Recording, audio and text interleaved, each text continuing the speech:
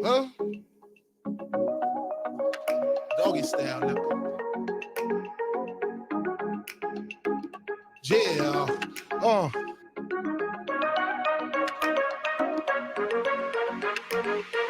To all the ladies in the house. Another day in the ghetto. Well, look outside and I'm already upset, yo. It looks about 102. It's a Saturday and Biggie ain't got nothing to do. I'm interrupted by a phone ring. Sometimes I wish I never got the motherfucking thing. Hello, can I speak to Biggie? Yo, who this? Tanisha, yo, call back, I'm busy. Why don't you hit me on the box a little later? While stuck outside the elevator. Steps out, it's the same old fiend. Hey everyone, Comic Artist Pro Secrets. Struggling with my mic. What else is new? How you guys doing? Yes, it's good to be here.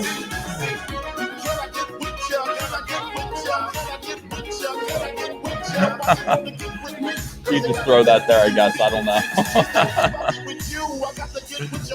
It's good to be with you guys. I'm in a very cheerful mood. Very cheerful mood. Let me get rid of Biggie. Let me get rid of him. Yes, it's me, Ethan Van Sciver, 26-year veteran of the comic book industry, world's most charming, elegant, eloquent, and yet humble man. Great big Star Wars fan and trusted member of the media. Yeah, who do we got here? We got Concrete Leper, Crackling Pin Drop, Tim Minefield, Lawrence Miller. Yes, it's good to have you. Good to have you. Who can see a difference in my office today? Who notices what's different in my office today? Can anyone see? Let me ask by inviting Itchy BACCA in here. Ladies and gentlemen, Mr. Itchy BACCA, how are you, sir? Itchy BACCA, are you there? I can't hear you. Uh-oh. No, not wider webcam. All I did was I put my webcam up there on my computer so that you can see more of my office. The camera has been moved, but look around you. Itchy, I can't hear you. You want to pop out and come back in and see if it's your microphone? Your microphone might be a problem. You know? Okay, I'm going to remove you and come back in a second. Try your mic, try to fix it, and see what's up with that. Ladies and gentlemen, today is a great day. Today is a great day. Today is a fantastic day. This is one of the greatest days of my life. Here we go, guys. Tomorrow we begin fulfilling. We've got the first batch in. Cyberfrog Blood Honey. This is it, ladies and gentlemen. This is the fist bump cover. This is the third campaign. It is finished. Early next week, we're going to have the foil. I can't even speak. I'm so happy. We've got the chromium editions coming in. They're going to be here next week. We begin fulfilling. F everyone who doubted me. F everyone who thought this wasn't going to work out. We are done right here. This is not chromium. No, this is the regular edition. This is the third one that was the last one that was up that was voted to be not chromium. Right here. This is the fist bump team up variant cover. Here it is in all its glory. It is beautiful. Check this out. This is my favorite part of it. On the inside cover, built-in sketch cover that looks like an art page. So, and this is sketch paper. God, this thing took forever to put together. This is a sketch. Right here. This is a sketch page. So, if you want to bring it to me to draw Cyberfrog on it, you can. You can ask somebody else to draw Cyberfrog on it. If you look, it's in all caps comics. Like you can see the blue line there. This is where the head sketches. Oh, the head sketches are going to go here. So I have to do 400 head sketches, remarked editions. They're going to go here, so they're not on the front cover. They won't. My only question is, should I sign the front cover of these, or should I just sign the interiors here? Because I think for the chromiums have this too. The chromiums, I'm just going to sign this so that I don't, put ink on the chromium. I don't know. I'm just so excited. Also, there's a little surprise on the rack there. I don't know if you can see those. Those are super limited edition. These are going to be second printings, and they're going to be limited to 1,500. while this campaign is being fulfilled, maybe after, I don't know when I'm going to do it, but I'm going to launch a campaign to just sell these blank, as you can see. Let me just grab one here. This is, line work cover, but it's the same thing inside. It's the same book, it's got the same stuff, but it's just a new variant cover that's just the line work. So these are going to be super limited to 1,500 each, and I'm going to put these up as soon as we're fulfilling these other ones. And we're going to try to push. We're going to try to push this thing to $1 million. Now, let me try to get Itchy BACCA in here again. Are you there, sir? Hello, right. Can you hear me now? Yes, I can. Let me put you on the microphone here. Oh, it's great to meet you, Itchy BACCA. Well, it's good to meet you too. What, Itchy BACCA, I don't know if you saw, but this is a glorious day. We are celebrating together. This is the day Cyberfrog Blood Honey is here. We enter fulfillment officially. Here is the. Can you see? Yeah, fantastic!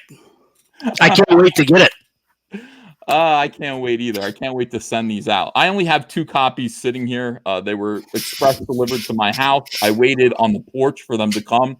This has been horrible. Waiting for this to happen has been horrible. Not just for other people waiting for this to come out, but for me.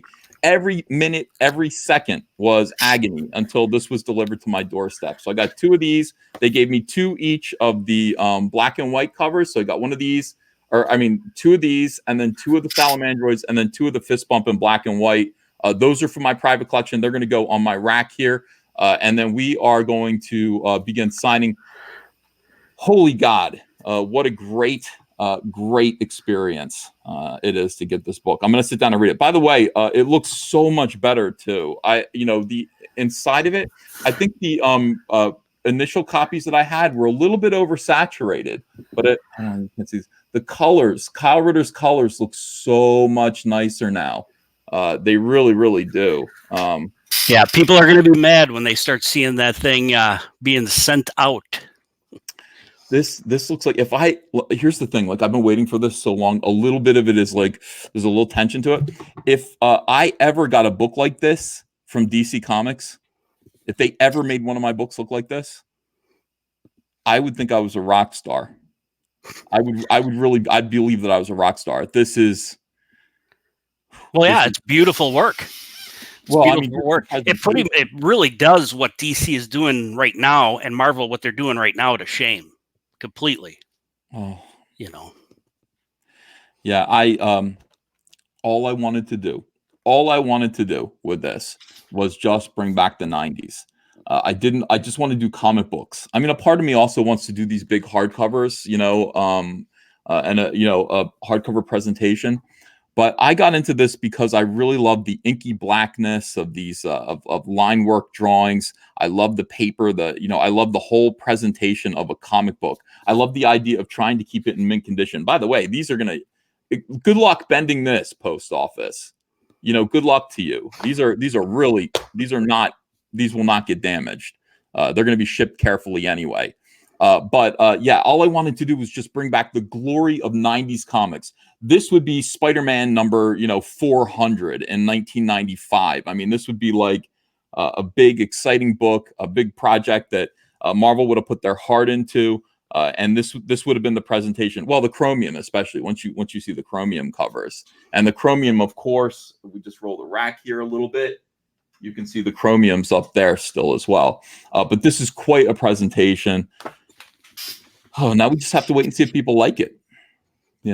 What if people don't like it, Itchy? What if they look at it and go, what the hell, Ethan? Well, some people aren't going to like it. They're going to be screaming when they start seeing people post pictures of it, getting it in the mail, So, and we're both looking forward to that, I think. I kind of am looking forward to it. Yeah. The next thing is going to be, look, at first it was, this whole thing is a grift. Okay. So Ethan's just stealing money. The next thing was the book is never coming out. Ethan's lying about everything. Right. And let me tell you something. There were so many little delays, and a delay of a day is something that really, it really gets under my skin. Like when I'm like already this late and I've worked really hard on it. And it's like, this book has been done since May. Okay. Mm-hmm. It has been, being, let's see, it was put together. It took about a month to put it together, and actually get it ready to go to the printers. It was at the printers sometime in late June. It was at the printers July. They told me, yeah, it's in queue, but unfortunately, San Diego Comic-Con takes precedence over your book, which I thought was outrageous. I'm like, I'll give you whatever you want. Like, how much money do you want? Print the book. And it was in a queue because San Diego Comic-Con, they had all their books that had to come first. And then after that, there was problems with the binding.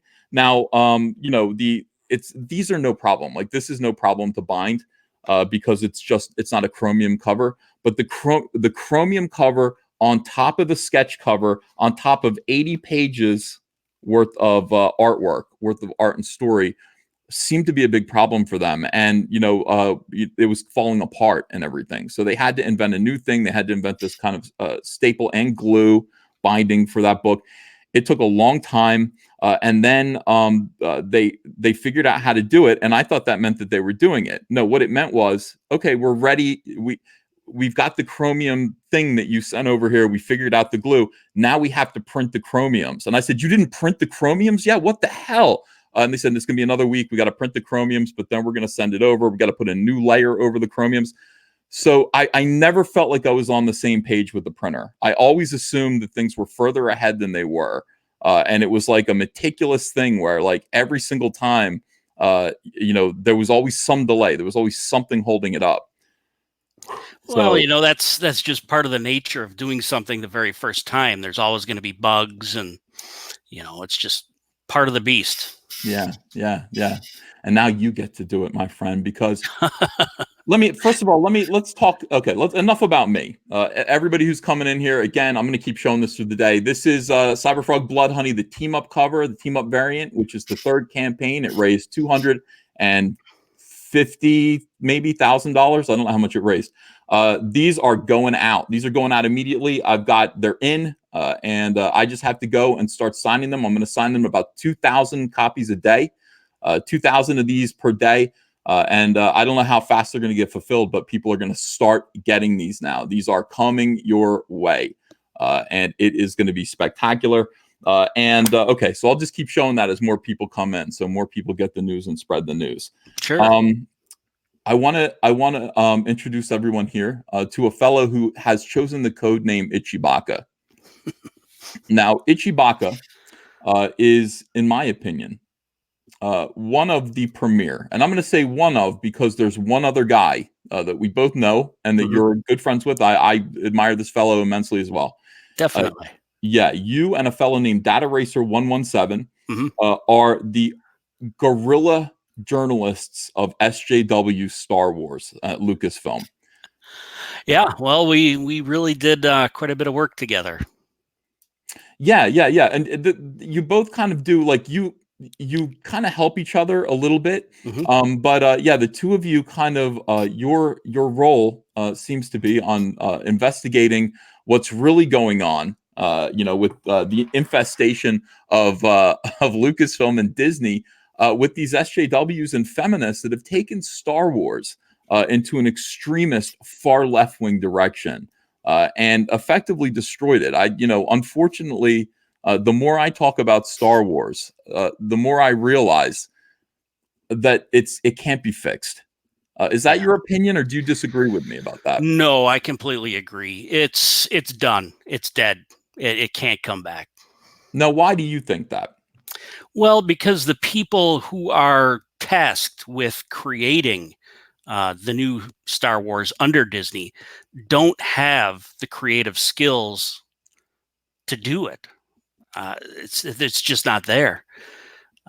Why is that? Are we running out of creative people? What do you think is the reason why Lucasfilm, with their especially now that they're tied to Disney, infinite resources, cannot find a visionary like George Lucas to take over the role?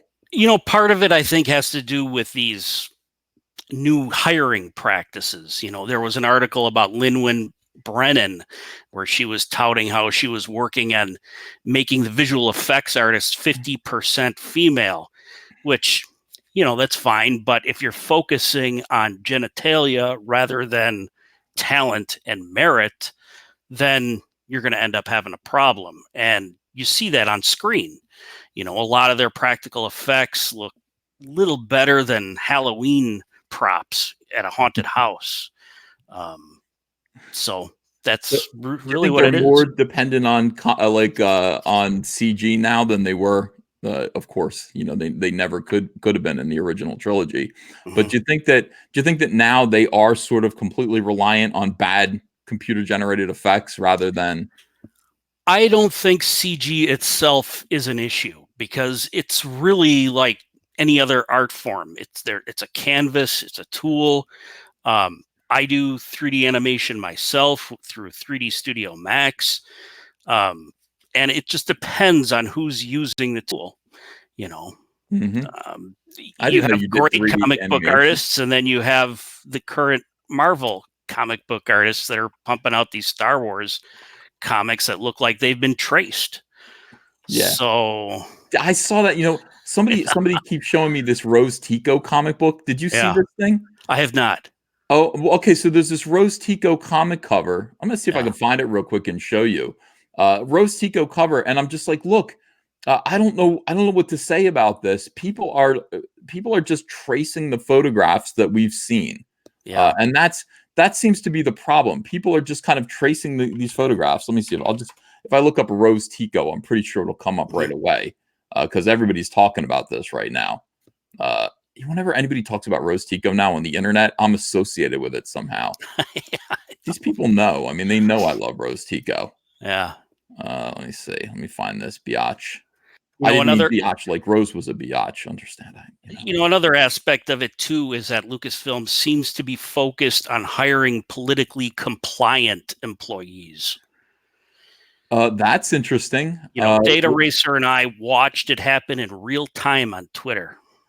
So, explain that. What do you mean politically compliant employees? well, they prefer employees that are very anti-Trump. I just posted a story the other day about the person who runs Star Wars social media, and she was going on a rant about it.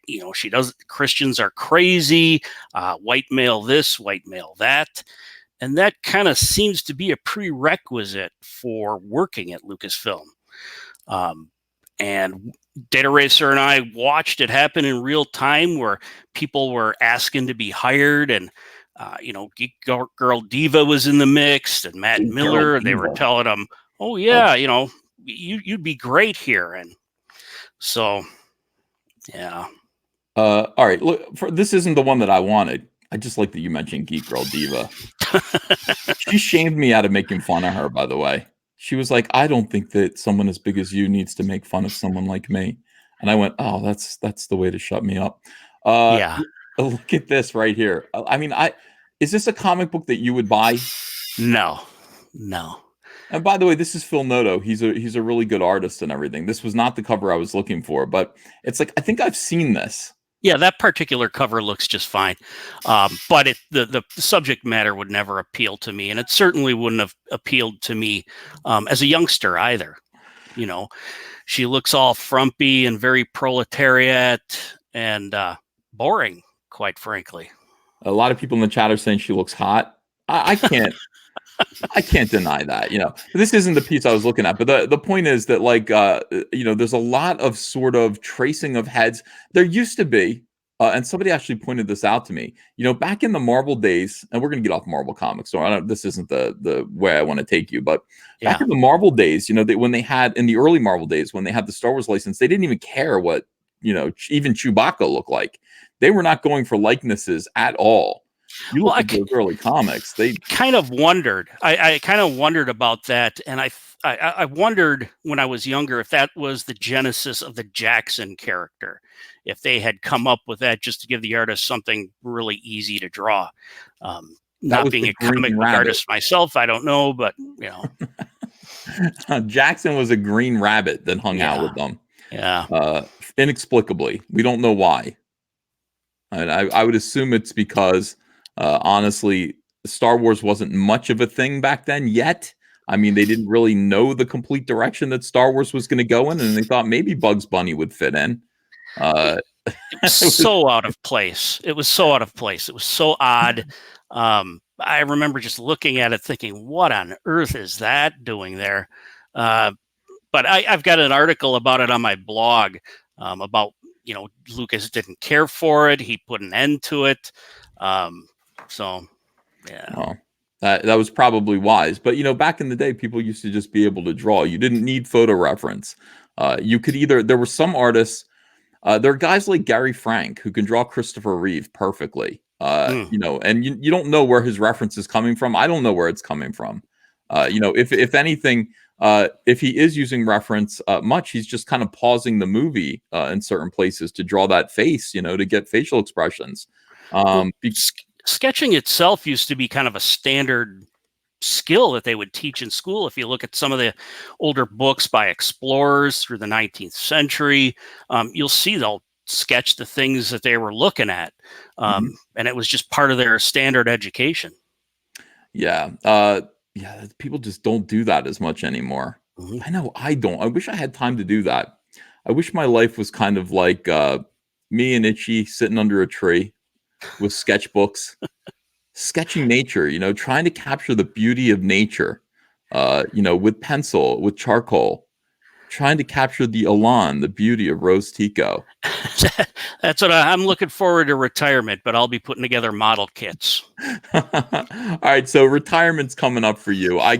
That's I'm listening to your voice and I'm going, I think Itchy's older than me. I don't know anything about you except for the service that you provide on the internet, which I definitely appreciate, and your amazing blog, which is called just the same as this stream. Disney Star Wars is dumb. Now, what exactly made you come up with that title in particular? Why that? Why put it like that? Well, I wanted something short, something that had a little bit of sing-song quality to it. Yeah. And Disney Star Wars is in fact dumb. So that was it.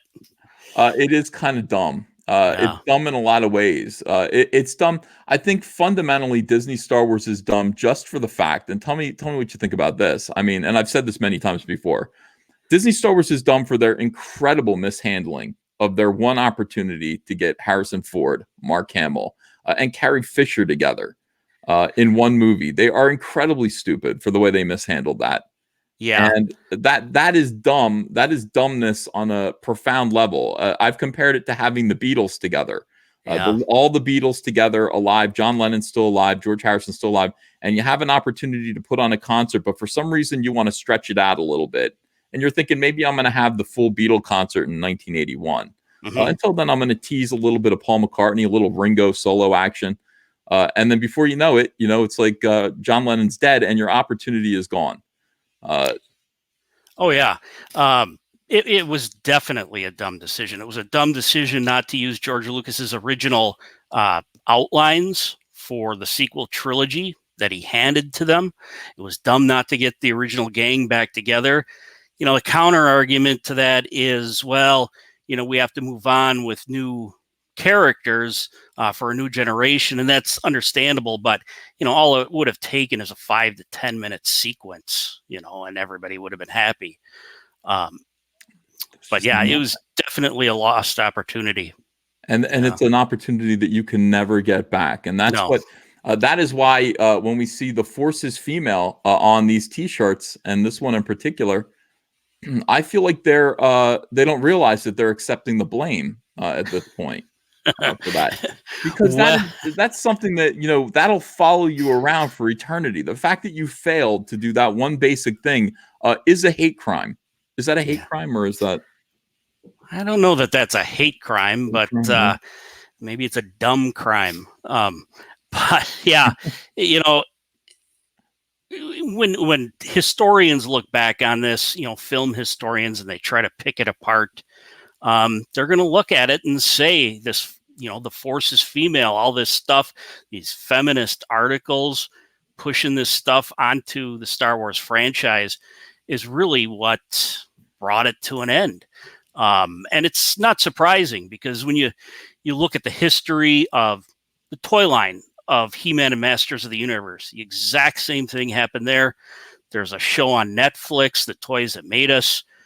There's an episode about that. They talk about how They tried to come up with something that would appeal to girls too. They came up with She-Ra. Shortly after that, boys weren't interested anymore and left the toy line. Wow, how about And that? it's what's happening now. See, we accepted Tila for some reason, didn't Yeah. we? I mean, Tila was Sure. just one toy that was in the He-Man line, and that was okay. Most boys didn't even own Tila, and Yeah. I didn't own very many of them. I told this story before. I mean, Itchy, I brought a He-Man and a Skeletor home to my father, and my father took a look at him and he said, "Son, these are gay." And I said, I no, Dad, these are tough guys. These are this He-Man. It's like, he said, no, these are half naked homosexual archetypes, son.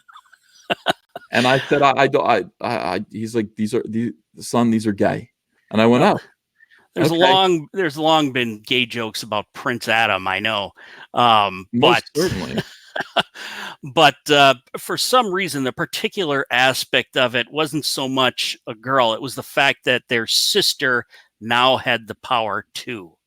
Mm-hmm. And they didn't want anything to do with it, you know.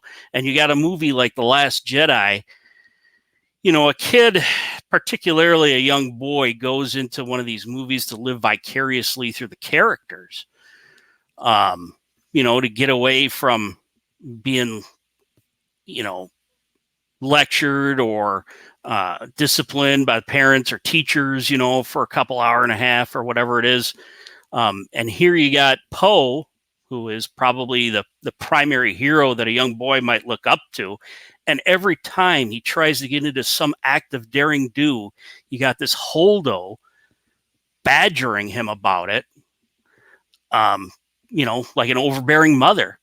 And that's why I came up with that one cartoon where you had that kid jumping a jump with a big wheel, and there she is over on the side saying, you know, stop that right now, young man. It's basically what she was doing to Poe. Yeah, she totally emasculated Poe. Yeah. And I think that's that, you know, that in and of itself, you know, when you watch The Last Jedi, that kind of suggests what is actually happening and what's been happening for the past, say, you know, 10 years or so. Yeah. Wherein, let's just establish one thing. And I think, you know, there's nothing wrong with this. And I think if you say this and feminists push back, you need to push back twice as hard. I got a bit of mustache in my mouth here. Hold on one second. Boys need something different than girls need.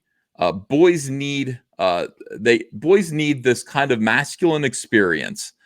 They need WWE. You know what I mean? They need NFL. They need He-Man, even though it's perhaps homoerotic. They need these things because boys, young boys especially. And I discovered heavy metal when I was about 11, 12, 13. Yeah, And Heavy Metal Magazine? no, Heavy Metal music. Okay, Yeah, so I'm sitting there like, I mean, this music is just like, the lyrics are just like over the top, just like angst, like violence, and just this, you know, kind of, yeah, you know, screaming, head banging, you know, tough guy music. Now, boys need this growing up. Boys need it. And at some point they kind of move off of it. Maybe some of them do. Some of them might not. Some of them might continue to like that kind of thing. But at some point when all of these little chemicals are raging in you, you're going through puberty and you're establishing who you are, you know, as a man, what it means to be a man. And you've got this kind of exaggerated sense of what masculinity is. And you need it. You need it because you're growing into your manhood then. 12, 13, 14. So little boys need this. They need superheroes that are tough. They need Star Wars. They need heroes like Han Solo who just say, you know what, Greedo, F you, and shoot them.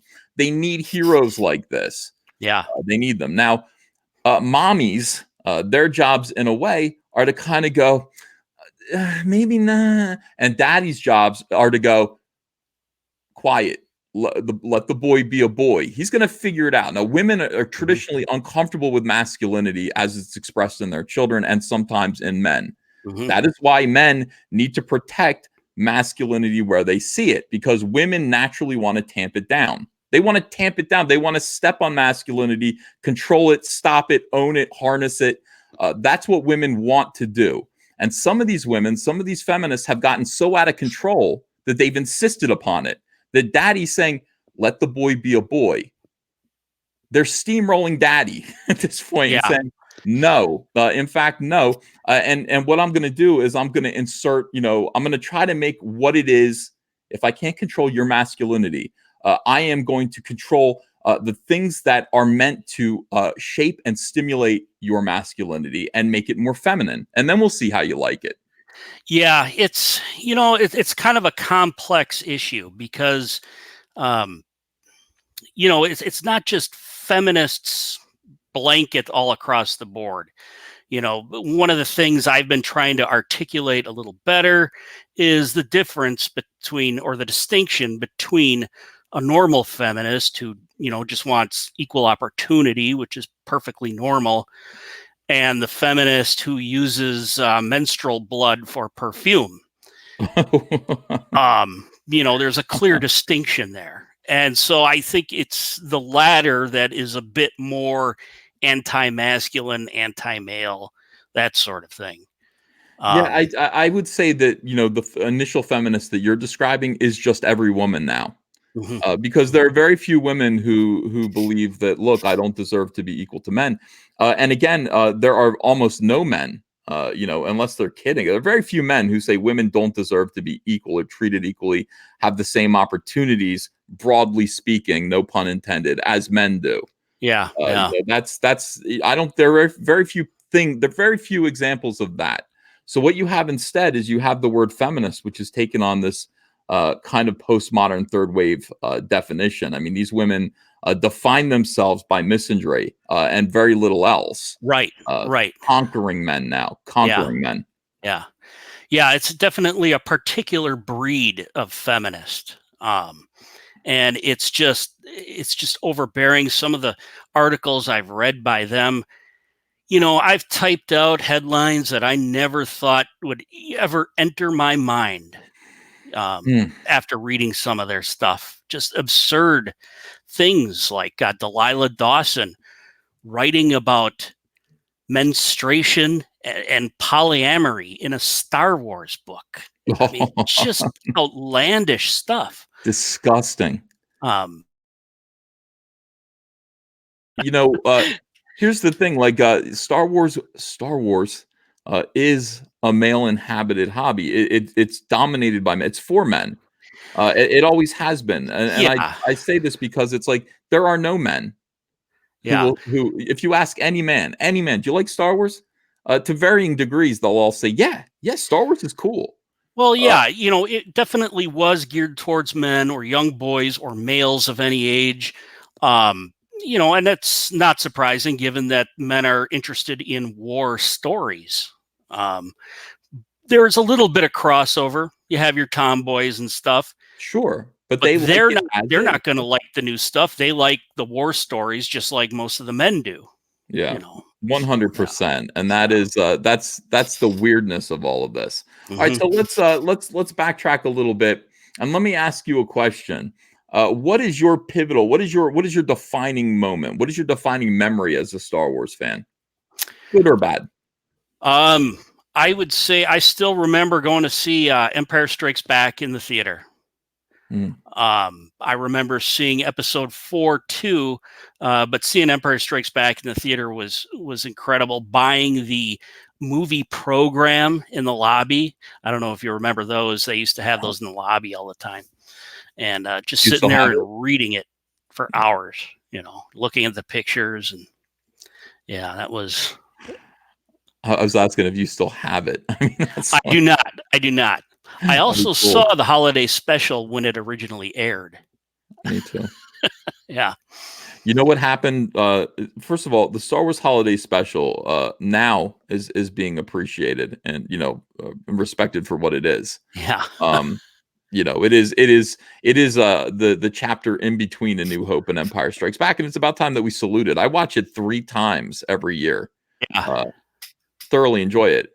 But what's fascinating about it is that, like, the next day, it aired in 1978 in November. Yeah. And the next day, the Jonestown Massacre happened. Did you know that? I did not know that. Historically speaking, actually, It was You're like thinking the holiday special was the catalyst for that? that's what I'm wondering, and I've thought about that a lot. I've been like, I wonder if Jim Jones was hoping for a nice Star Wars holiday special, Yeah. to take his mind off of communism, and then he saw B. Arthur singing "It's Time to Go, My Friends," and he just started making Yeah. the Kool-Aid. Well, it's certainly possible. I don't know that it was quite that bad, but It was that bad. it was pretty bad. It was Hold on, pretty bad. let me look up. Let me see if there's an article about this, because I'm surprised you haven't written one yet. Star Wars holiday special, and I'm going to see if anyone else has put this together. And then Jonestown Massacre. This is what Google is for. Not a lot of people use Google the way I do. Connecting the dots. Yeah. Let's see. An oral history of the Star Wars holiday special.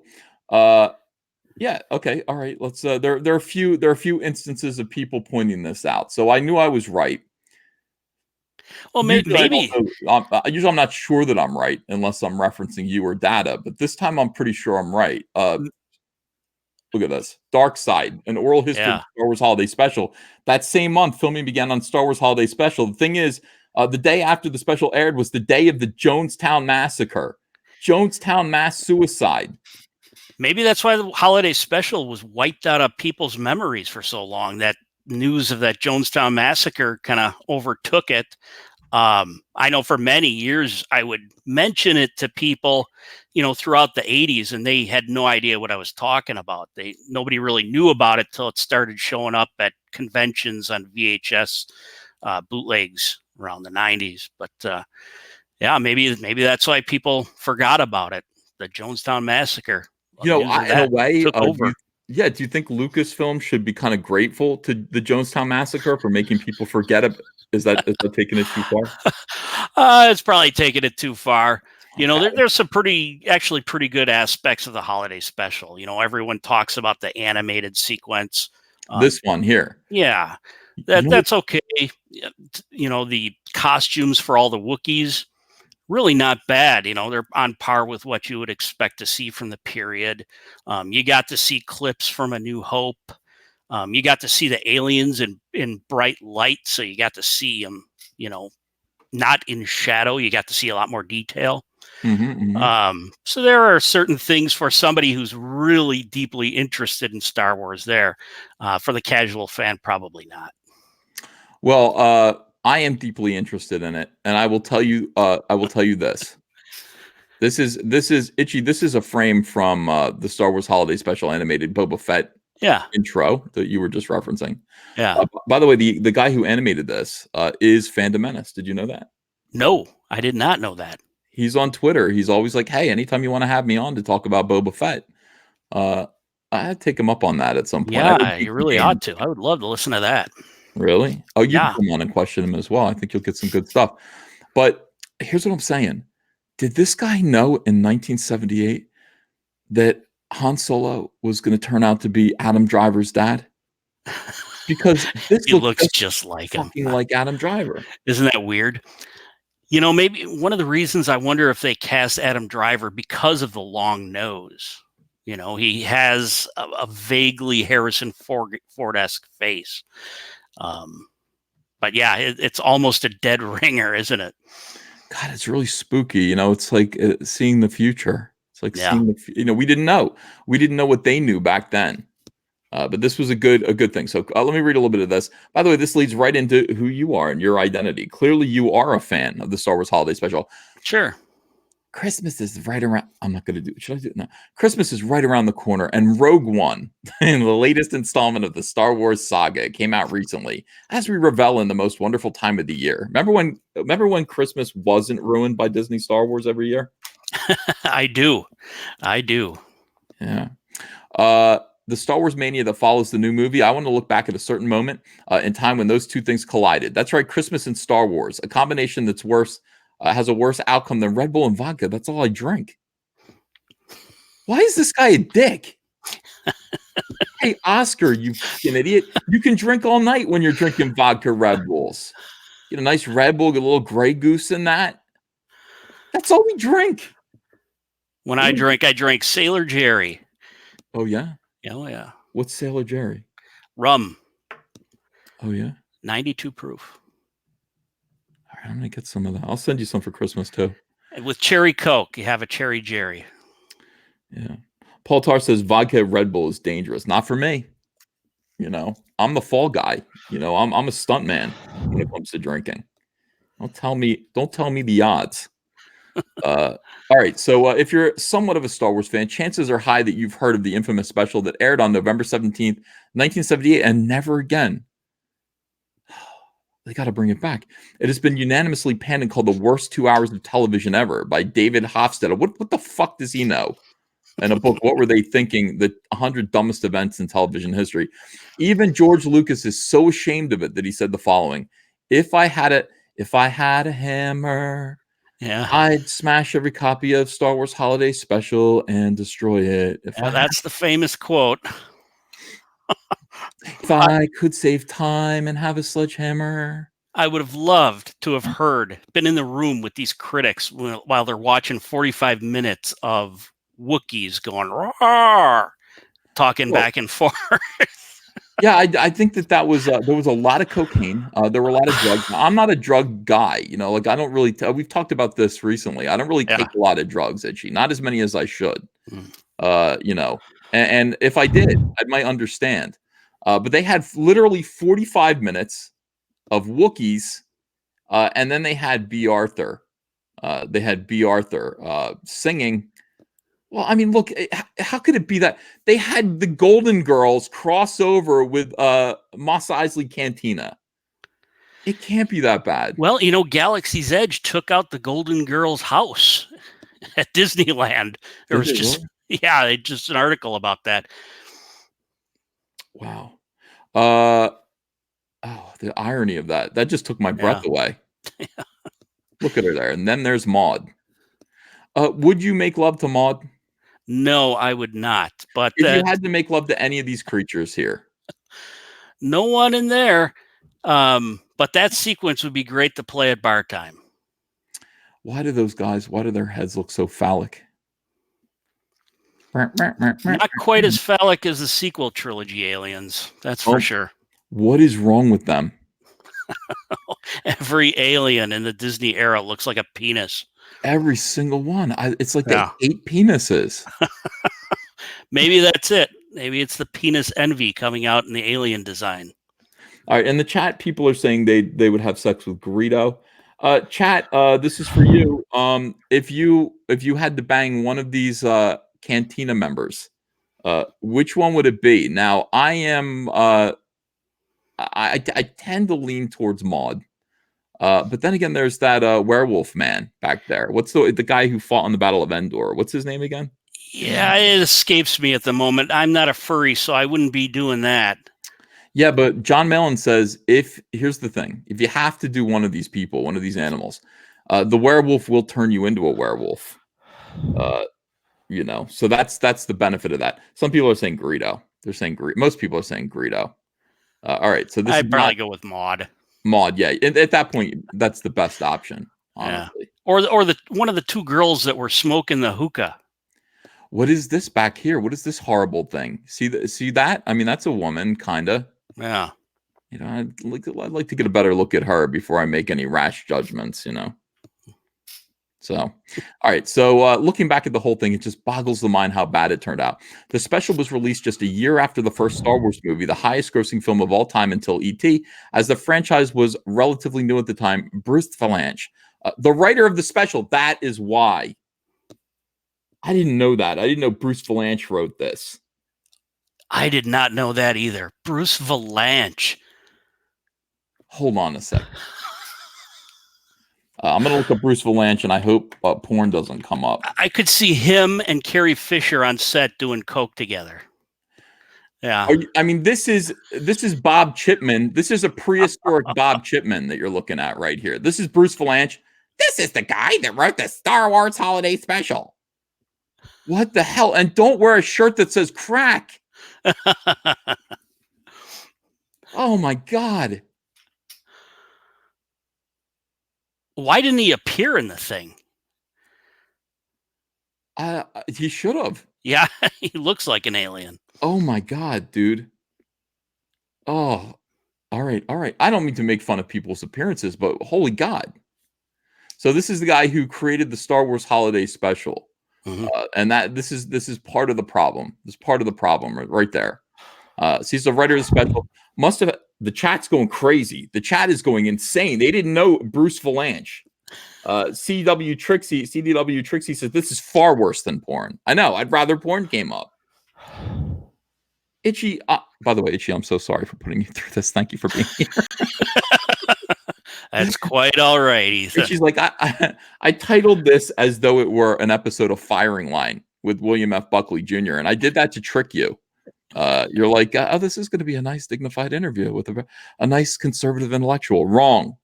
We're going to be talking about Bruce Valanche. Yeah, we're talking about banging B. Arthur and Greedo and Bruce Valanche. It couldn't be more depraved. Welcome to Comic Artist Pro Secrets. All right, so he must have had a few exciting ideas. Just imagine what you could do within the magical Star Wars universe. There must have been many ways to make this into 98 minutes of exciting television with what would become the biggest franchise in movie history. But what did they do with it? They turned it into a nonsensical variety show featuring Chewbacca's family, and that is where your name came from. Yes. Well, it was a product of its time. They were doing variety shows during the 70s on network television all the time. Star Wars was a hit, so there were probably studio executives saying, we want more. And that's what they came up with. Yeah. Variety shows were a big deal. I mean, they had the Osmonds. Mm-hmm. The Osmonds, anytime anyone became anything, they go, well, let's just make a variety show around them. Yeah, there's a Paul Lynde show is on Amazon Prime. Paul Lynde Halloween variety show. Oh my God, is that good or what? I mean, I have that. I watch it every year. It's pretty amusing, yeah. I mean, so what's good about it though? Witchy Poo from HR Puffin stuff meets the Wicked Witch of the West. From Wizard of Oz, the real one. Yeah, and you got a number by Kiss. Kiss is in it twice. Yeah. I think it's their first TV appearance. And by the way, like that, they rocked it. I mean, Kiss is the Boba Fett of that special, the same way Boba Fett was of the Star Wars Holiday Special. The standout performance. Brady was in it. Oh yeah, she was in everything though. Yeah, they had these same celebrities that were in everything. I mean, I have almost all of the Captain and Tennille variety show hours. Big fan of the Captain and Tennille. I like that he kept his woman in line. It's a subtle message. He said, "I am the captain. You're Tennille." Do you have LPs? What? Do you have their LPs? No, I don't have their LPs. But I just like it. I like the whole thing about them. Captain and Tennille. They're singing "Love Will Keep Us Together." They're singing "Do That to Me One More Time." I imagine Tennille or Captain would sing, "You're gonna do that to me one more time." Once is never enough for a man like me. You think so or no? I can't say I'm a big fan. No, I'm not too familiar with them. I'm aware of them, but I'm really more of an Ozzy Osbourne kind of a guy. Really? I don't think you've heard enough of the Captain and Tennille. Maybe I need to check them out. Yeah, I think you do. Do that to me one more time. All right, so that's anyway. That we're off track here. If you Sonny and Cher, the Osmonds, in the 70s, I crawled through Jimmy Osmond's house. My dad was painting it, so I was touched by not in that way. I wasn't touched by the Osmonds in that way, but I mean, the Osmonds were a part of my growing up. Yeah. They were a part of a lot of people growing up. They were pretty popular. Yeah, they were. Mm-hmm. All right. So they turned this into a nonsensical variety show featuring Chewbacca's family. Imagine the characteristic Wookiee growl. Now imagine 3 different Wookiees doing that without subtitles, and there weren't any. And on top of that, this bunch of meaningless musical segments, stale skits, and horrendous acting. How bad? How bad do you think? How bad do you think Art Carney considered suicide? He probably considered it long before then because he had been doing shows like that for a while. I think all those people that were in it Maude, Art Carney, Harvey Korman. They're probably on call. They were probably doing variety shows all the time, and they were on call for whatever was being produced at the moment. It's so sad. He had to have his shirt unbuttoned. He Yeah. had to play like a sniveler in front of the Empire. There was a guy, the guy from the Empire who came to investigate, the shop to find out about Chewbacca or whatever it was. Yeah, the officer. The officer, he had a mustache. He looked like he was in the Village People. And Art Carney had to be like, sir, anything you need, sir. You can just take that for free, sir. Hold on 1 second. Benjamin says, "Where is Cyberfrog?" Itchy. Where is Cyberfrog? Yeah, see that, this is my chance, right? The people who are saying, "Yeah, that's nice. Where's Cyberfrog?" It's right here. Oh, it's right behind you. It's right here. This is the Cyberfrog blood honey. It's here. Isn't that great? It feels good. It's here. This is Cyberfrog blood honey. We're fulfilling it. Okay. We got a cartoon here. Okay, time for our annual tradition of watching the Star Wars Holiday Special. Oh no, I think I'd rather poke my eyes out with my severed finger. I hate to say it, but Mom makes a good point. Then we'll watch it in memory of Harvey Korman. Now everyone be quiet.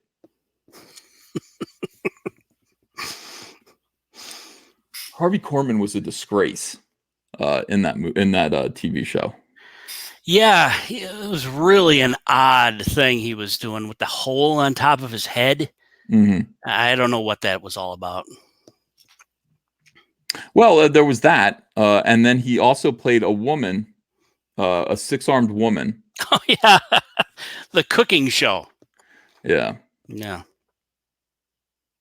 Are you mad? Do you feel angry about that at all? Or are you cool with it? Like, how do you feel about it? Like, seriously, when you think about it, what do you think? Feel about the holiday special? Harvey Korman's performance, his dual performance. Oh, it was fun. It was goofy. I don't know. I don't take it too seriously. It was a comedy sketch. Yeah, whip, fleeting moment. Yeah. Yeah. You don't have any anger over it? No. Is it canon? It should be. It should be. Certain aspects are, I understand, of the holiday special. Like what? Like what? Well, I believe Itchy is now. Every so often you read an article about how they pull out little details out of the holiday special and sprinkle them in here and there. Okay. Yeah. I'm glad that I thought for a minute, like with Solo, I thought like Mala and Itchy and Lumpy were going to be real canon. Like they were actually going to introduce them into the real movies. But I think Kasdan had tried to do that, but he wasn't able to. There's an article out there about that. He wasn't able to fit it in. Yeah. Yeah. All right. So I'm going to take a moment and pause and talk about Itchy's book here. Then we're going to get back to the Jonestown Massacre and how it relates to Star Wars and what Kathleen Kennedy is doing to Star Wars. Disney's Star Wars is dumb. Now, yes. Itchy, describe this project. It obviously has a lot of scope to it. It's an important thing. What is this book about? It's essentially going to be geared around the Geeker Gate, the phases of the Geeker Gate, kind of the process these IPs or these franchises or these hobbies go through, when you have these SJWs invading and trying to take it over through a process called entryism. And it's going to show how that took place with Star Wars step by step. So I'm going to be taking material from my blog, which is essentially the raw research, and putting it into a coherent narrative that people can understand and read. I love it. Now, phases of the Geeker Gate, you actually were able to break down the way SJWs invade step by step and destroy, hollow out, destroy opposition to their invasion and to their, politicization of these pop cultural icons and how they eventually destroy them. You actually broke it down into steps that when people read your book, they are going to realize that this is a conspiracy, and it is undoubtedly true that there is a technique to this. Yeah, they'll see it happen. They'll see it happen. They'll see it echoed over and over again. One of the reasons I was able to put that together was because what I went through with the Battlestar fandom around 2000 to 2004, when that was undergoing a remake, was exactly the same stuff. We criticized it. The fans criticized the remake. And in return, they were called misogynist, sexist, racist, you name it. I didn't know that. I didn't know that was going on with Battlestar Galactica. Oh, yeah. Yeah. It was the same thing. Katie Sackhoff, who had played the Starbuck character, she was the damsel in distress. Yeah, that's right. You're right. You're right. All right. Andrew Sabina says, missed the dark roast earlier, but an Itchy BACCA stream makes up for it. I know this is first one. I'm happy to have him here. Well, thank you very much. Graptar's Hebrew Hammer, thanks for $10. Disney Wars is brought to you by Planned Parenthood, DNC, CCCP, and DPNK. What do you think of that? What do I think of what? The Disney Star Wars, according to this guy, is brought to you by Planned Parenthood, the Democratic National Committee, the USSR, and North Korea. I don't know what to say to that. You think it's probably true, though? No, probably not. Oh. Kenny Jones says, Itchy BACCA just backed your book. Sounds enlightening and informative. I really hope to read it. Oh, well, thank you very much. I do too. I'm excited about this. The link's in the description. This book is going to be something that, I mean, it's invaluable to people who are involved or interested in the culture war. It's not just going to be, a lot of people are saying it's just going to be about, news about Disney Star Wars and stuff. It isn't, is it? It's more than that. It's going to be incorporating strategies and tactics that have been used in these methods in different various hobbies, and it's going to be taking into account historical precedents and really where the Geekergate came from, because this sort of thing had been organized a very long time ago in terms of the culture war in general. Yeah. What do you think started it? Like, when did this begin? When did it begin? When was the first Geekergate? Well, before the Battlestar Geekergate, when I was in my 40s, I had returned to school. I went to film school for 4 years, and I was not an impressionable 18-year-old. I was able to look at what was going on around me as a mature adult. And the stuff they were teaching was incredible in terms of A, its worthlessness, and B, how every material was laced with Karl Marx this, Karl Marx that. It was just astonishing. So it was not an education. This was a political indoctrination that's going on in our universities. And once I had graduated, I wanted to know how that all began. So I started to do research into the history of education, the history of the Democratic Party. And I traced it all back to some characters named Georgi Lukács at the Frankfurt School. They came up with something called cultural terrorism. Yeah. And they would go into Hungary and they would teach these kids to go against their parents. They would teach them sexual deviancy, all this stuff to try to break the cultural foundation of the country in order to usher in socialism. Yeah. And that's what it is, right? I mean, just what I just described about masculinity, about boys being taught to be men and to fight. What do you learn from football, competitive sports? What do you learn from wrestling, professional wrestling? What do you learn from Star Wars, from He-Man, from, Transformers and G.I. Joe? You learn to fight for yourself, your family, what's important. You learn how to be a man and stand up to conflict. Those things have to be destroyed. Yeah, it's obviously in your interest to weaken your enemy. Yeah, it's absolutely terrible. Absolutely terrible. All right, hold on. I'm going to take a minute. I'm going to read some super chats. And in the meantime, guys, the link to Disney Star Wars is done. It's in the description. I would love it if you guys would. Oh, you're getting backers big time. Oh, thank you very much. This has a big fixed goal. $30,000 is a lot of money. Usually we don't see comic books going for this, but this is a big book, and you've decided that you're just going to ask for what you need in order to get this published. Is that right? Yeah.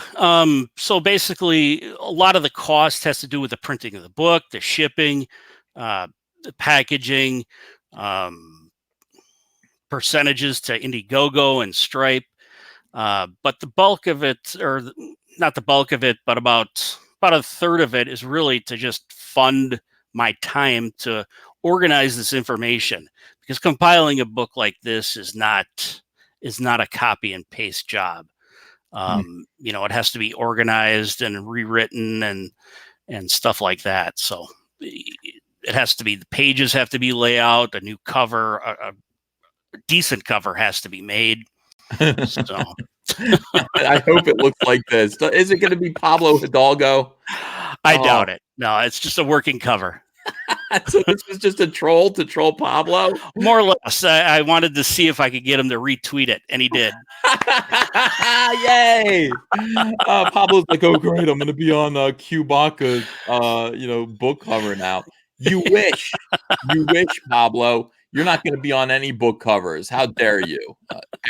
Arrogant. It was so funny. It was so funny. He, after that, he kind of posted this, oh yeah, I knew what he was doing all along, kind of a tweet, and trying to cover his tracks. It was really great. You outsmart that dude left and right. It's so funny, man. Pablo Hidalgo, where did your balls go? All right, yeah, I'm going to read indeed. chats. Thank you guys so much for sending super chats. I appreciate you. I got a nice donation here that I can't read. I don't know. Oh, I know why. Let me just try this here. Shrink this down. Is that going to work? Yeah, Pork Leaker, thank you for $5. Unhinged Crank sends me $2 to say, now that they're in, what month next year will they ship? You bastard. They're shipping on Monday. Critical Equation says, Kathleen Kennedy, and by the way, thank you for ordering one. If you did, I shouldn't be called a bastard just for busting my balls. I should have my balls busted. Critical Equation says, KK and Iger are now triangulating Itchy's location. Cyber Valkyrie, congrats, Caesar. Senpai, love you. Oh, love you too. Thanks for being here. Pork Leaker sends another $2. Vince Garrett says, heard a rumor that Cyberfrog will be out sometime between September and the 3rd of Nevervember. But it's looking like September is going to win. So that's a safe bet. Mark C says, Itchy, as a fan of Rebel Force Radio, do you think Lucasfilm will ever mend the fence with one of the oldest and most positive fan podcasts out there? Anything is possible, but I think some apologies to the fan base are warranted. Until that happens, the hell with them. As far as I'm concerned, Rebel Force Radio may have a different opinion. Those guys are so good, and they were attacked by some of the most mentally ill weirdos in SJW Star Wars fandom. Oh, definitely, yeah.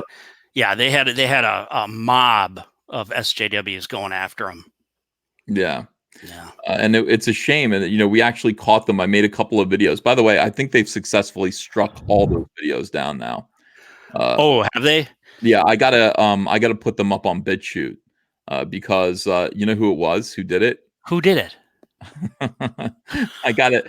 My newest one. They took down the teenagering, which is one of my favorite videos. Oh, it's great. It's classic. And they said the one. They said the problem is at this point in the video, and they gave me the timestamp, and it was the little short douchebag that was accused of rape. Bobby Roberts. Bobby Roberts, from afar, from a distance, reported all those videos for an invasion of his privacy. And that's a tough thing to fight. You can't actually fight back on that for some reason. So, you can defy it by just not doing it, but YouTube has the final say. Why do it so late too? I mean, everybody who's interested in seeing them has seen them. Yeah, they would get like 2 views a month now, so it's like, I'm like, dude, 50,000 people have already watched this video. You want me to take it down? I mean, I'm not going to, but if YouTube takes it down, I don't care. And I'll just re-upload it to BitChute, honestly. And the thing about those videos is that, I took a long way around getting there, but I actually vindicated Bobby Roberts. and persecuted his, pointed the finger of scorn at his accusers. Yeah, it was another case of a false accusation by this kangaroo court, this Me Too kangaroo court that these SJWs have going on all the time. And, nobody deserves that.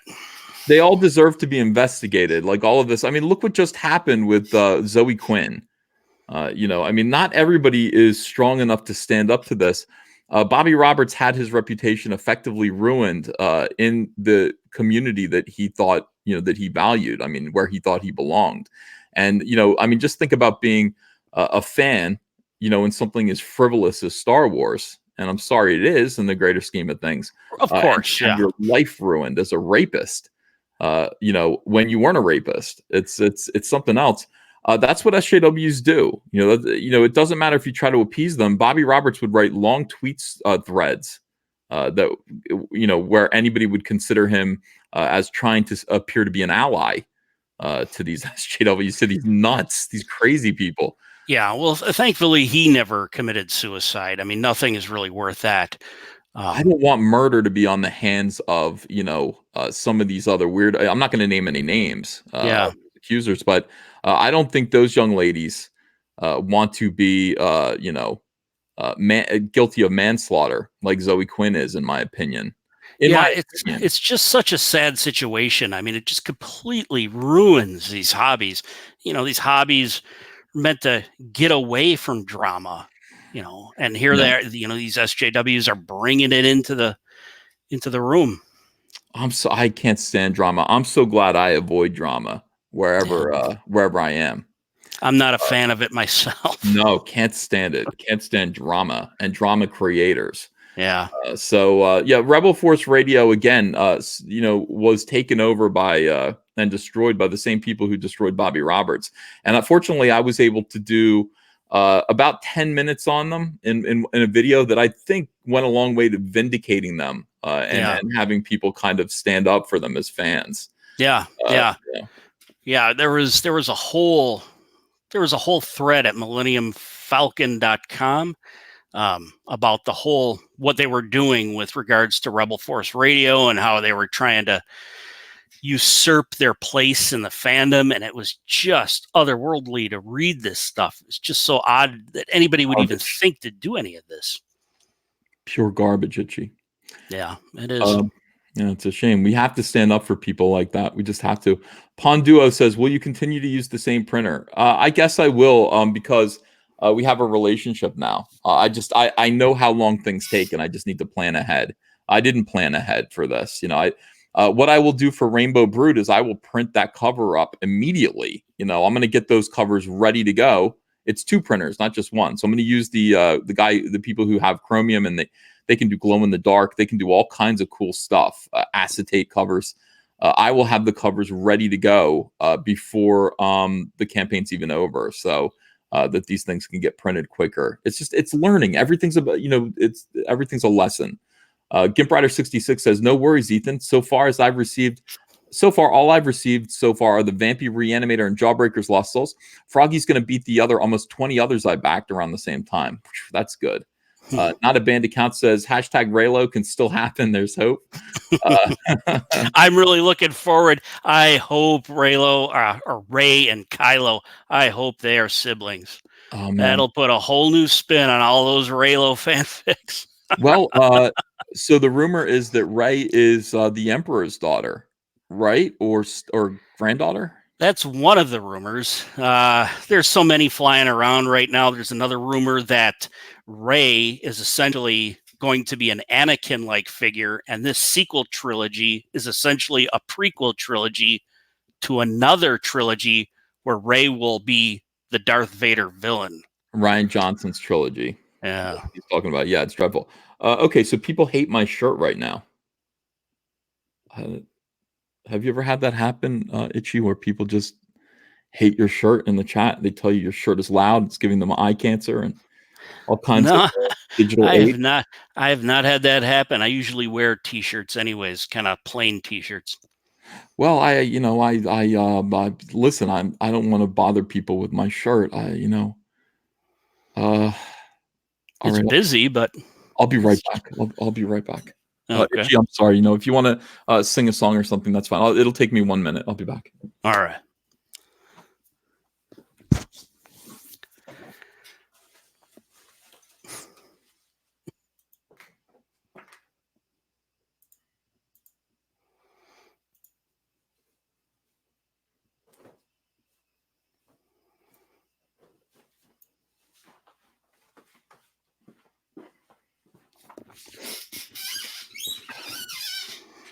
Okay. All right. Let me just get my headphones back on. Okay. Better? Right. So now we'll get back to I don't want to bother people with loud shirts and stuff. It's just, we're trying to talk about serious things here. It's still pretty busy. Oh, shit. Well, I don't have any more shirts down here, so we're stuck with this one. All right, let's go on. Let's see. Raging Golden Eagle says, headlines you write as a joke now will be written seriously next year. We will make parody of them. They say, hold my soy milk. Hold my soy milk. Kareem Ganto says, RST Video is reopening in late 2019. It's in New Jersey. What's RST Video? I don't know what that is. RST Video. Never heard of it. RST Video is reopening in New Jersey. Kareem, expound upon that, please. Pawn Duo says, didn't you almost die from an energy drink? I'm okay. I'm very healthy. I'm very healthy right now, you guys. Let's see. He's talking about Red Bull and vodka. I'm just saying when I do drink. And lately, by the way, I've been drinking beers, so no more energy drinks for now. Let's see. Johnson says, great stream. Bring Itchy BACCA back frequently. That's nice. Oh, well, thank you very much. The great Douglas Porter sends me $20. Douglas Porter, big supporter of Cyberfrog, big supporter of this channel. Shout out to him. Says, Star Wars was the first movie I ever saw in the theater. Watched the holiday special on TV. I get the fact that it was made for Good Morning, for GMA to watch with the kids, grandmom to watch with the kids, while mom and dad drank eggnog and get that twinkle in the eyes. Yeah, it's probably more or less. Yeah. Douglas Porter sends me another $2. Thank you, Douglas. Says saw Captain and Tennille on Good Morning America. Yeah, I think they're still performing. No, they got divorced now. They were divorced. I just like it. He's like, I'm the captain and you're Tennille before me. You know what I mean? I think that's a good recipe for a successful marriage. Maybe not. I don't know. Grappler's Hebrew Hammer says Disney Wars is brought to you by Planet. Oh, I read that one. I read that one. And Douglas Porter said it's a damn shame that I spent over $2,000 on Cyberfrog and can't get a shout out. Oh well. I'm sorry, Douglas. You got to give me a chance to get around to super chats. Did you have a $2,000 tier? Well, I think it sounds like he bought 2 pages. If he spent $2,000, he bought 2 pages of artwork. Oh, I see. Okay. Yeah. Yetna P says, how do you stop and reverse SJW takeovers? That's a great question. What do you think about that? Oh, well, I write about that in the Phases of the Geeker Gate. I offered some strategies to do that, but none of them have been tested. So, have to experiment and try them and see if they work. Ultimately, I fear that the very best way to deal with it is to simply abandon the franchise or the IP altogether at the very first hint of this stuff happening. Just abandon it altogether and walk away. Yeah, with Star Wars, that's kind of the case. You do have to alert people to it. People watching Star Wars feel funny about it. They go, I don't know why I didn't really like that much. They walk out of the theater feeling a little sick in their tummies, and you have to actually tell them why. Yeah, I was walking out of the theater from The Last Jedi. I was just infuriated. I was absolutely infuriated. Yeah, I didn't see it until I was at home. I watched it on digital cable, and I was also confounded. I was vexed. I saw, but see, the Force Awakens had that effect on me. Like the Force Awakens was the kind of thing where I had goosebumps when I was in the chair waiting for the movie to start, when I was in the theater. I was a little excited for that too. I was a little disappointed that they were going with a remnants of the Empire scenario, but all things considered, I was looking forward to it. But at the end of the movie, I was disappointed. It was fluff, but it was harmless fluff. Whereas The Last Jedi was just a spit in the eye. Oh, it was. It sure was. I walked out of it like I thought I enjoyed it while I was watching it, and as I'm leaving the theater, I don't think I liked it very much. I think as soon as they started doing those yo mama jokes in the beginning is when I kind of heart sunk, and I knew this is not going to be very good. Through the middle of it, I wish I brought a book to read so I had something to do.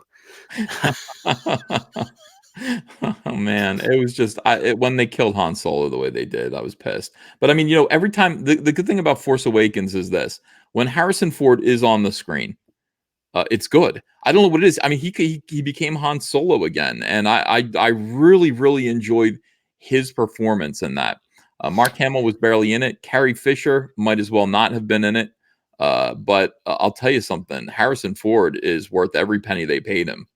Yeah, it was definitely one of the redeeming qualities. He's got such a presence about him that he can carry a movie with empty fluff like The Force Awakens. Yeah, I agree. Yeah. Just a big fan. All right, so let's see. The Angry Spark says, if you're looking for classic badass sci-fi, check out the 100-page narrated art book Eternal from concept artist Greg Semkow on Indiegogo now. It's great. Super Divorce, thank you for $5. Vampy Cyberfrog cover arrived safely today. Thanks for the great piece of art and comic. I'll post an unboxing bit soon. Oh, he bought the original cover art to the Vampy Cyberfrog cover. So okay. Congratulations to you, Super Divorce. Enjoy it. Andrew Sabina says cover should be a mouse ears Death Star. He thinks that's what your cover should be. I'll look into that. Cirrus Nightshade says Zoe Quinn now has a book at DC called Deathbringer. God, is that true? Is it actually called Deathbringer? I don't know why people are hiring her except out of utter defiance. This is the same thing. This is another Geekergate situation where it's like, look, most people, first of all, she had a book that bombed for DC. Yeah. I can understand you got some weirdo over there. You got this dickhead Andy Corey over in editorial, and he is an SJW who complains about white men. He's like, I'm fighting a war against white men. Yeah. Now I've actually complained about him. I've actually sent messages to DC Comics about him and said, you got to do something about this guy because he's saying racist shit on Twitter. This is the thing. He actually hired Zoe Quinn. He's the guy who did the new Vertigo line that completely bombed, humiliated DC Comics, and he is the guy who gave entryway to. Ironically, he's the guy who gave entryway to Zoe Quinn instead of the other way around. And that was sorry about that. They're there again. They're hiring based on politics. Yeah. Yeah, 100%. All boils down to. Yeah, so we got Zoe Quinn over there doing this ridiculous comic. Again, it's like this is defiance. This is just defiance. Zoe Quinn is responsible now, in my opinion, and the opinion of many other rational, insane individuals, for the death of a gamer, of a programmer, of a game developer who she had a relationship with back in 2012. And the reason why I say she's responsible is because even in her message, even in the weapon that she wrote and posted to social media, she said, I know he's mentally ill. Yeah. I know he might not be able to deal with this. Well, there's an argument to be made for that.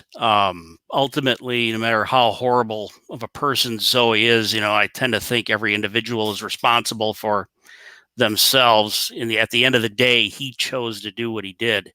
But I'm not sure that absolves this whole Me Too madness, which is essentially a return to the witch trials, Yeah. Pointing at people, accusing them, and like animals. Yeah, I have to say, I don't know if I agree with you about agency when it comes to somebody who's mentally ill. Mm-hmm.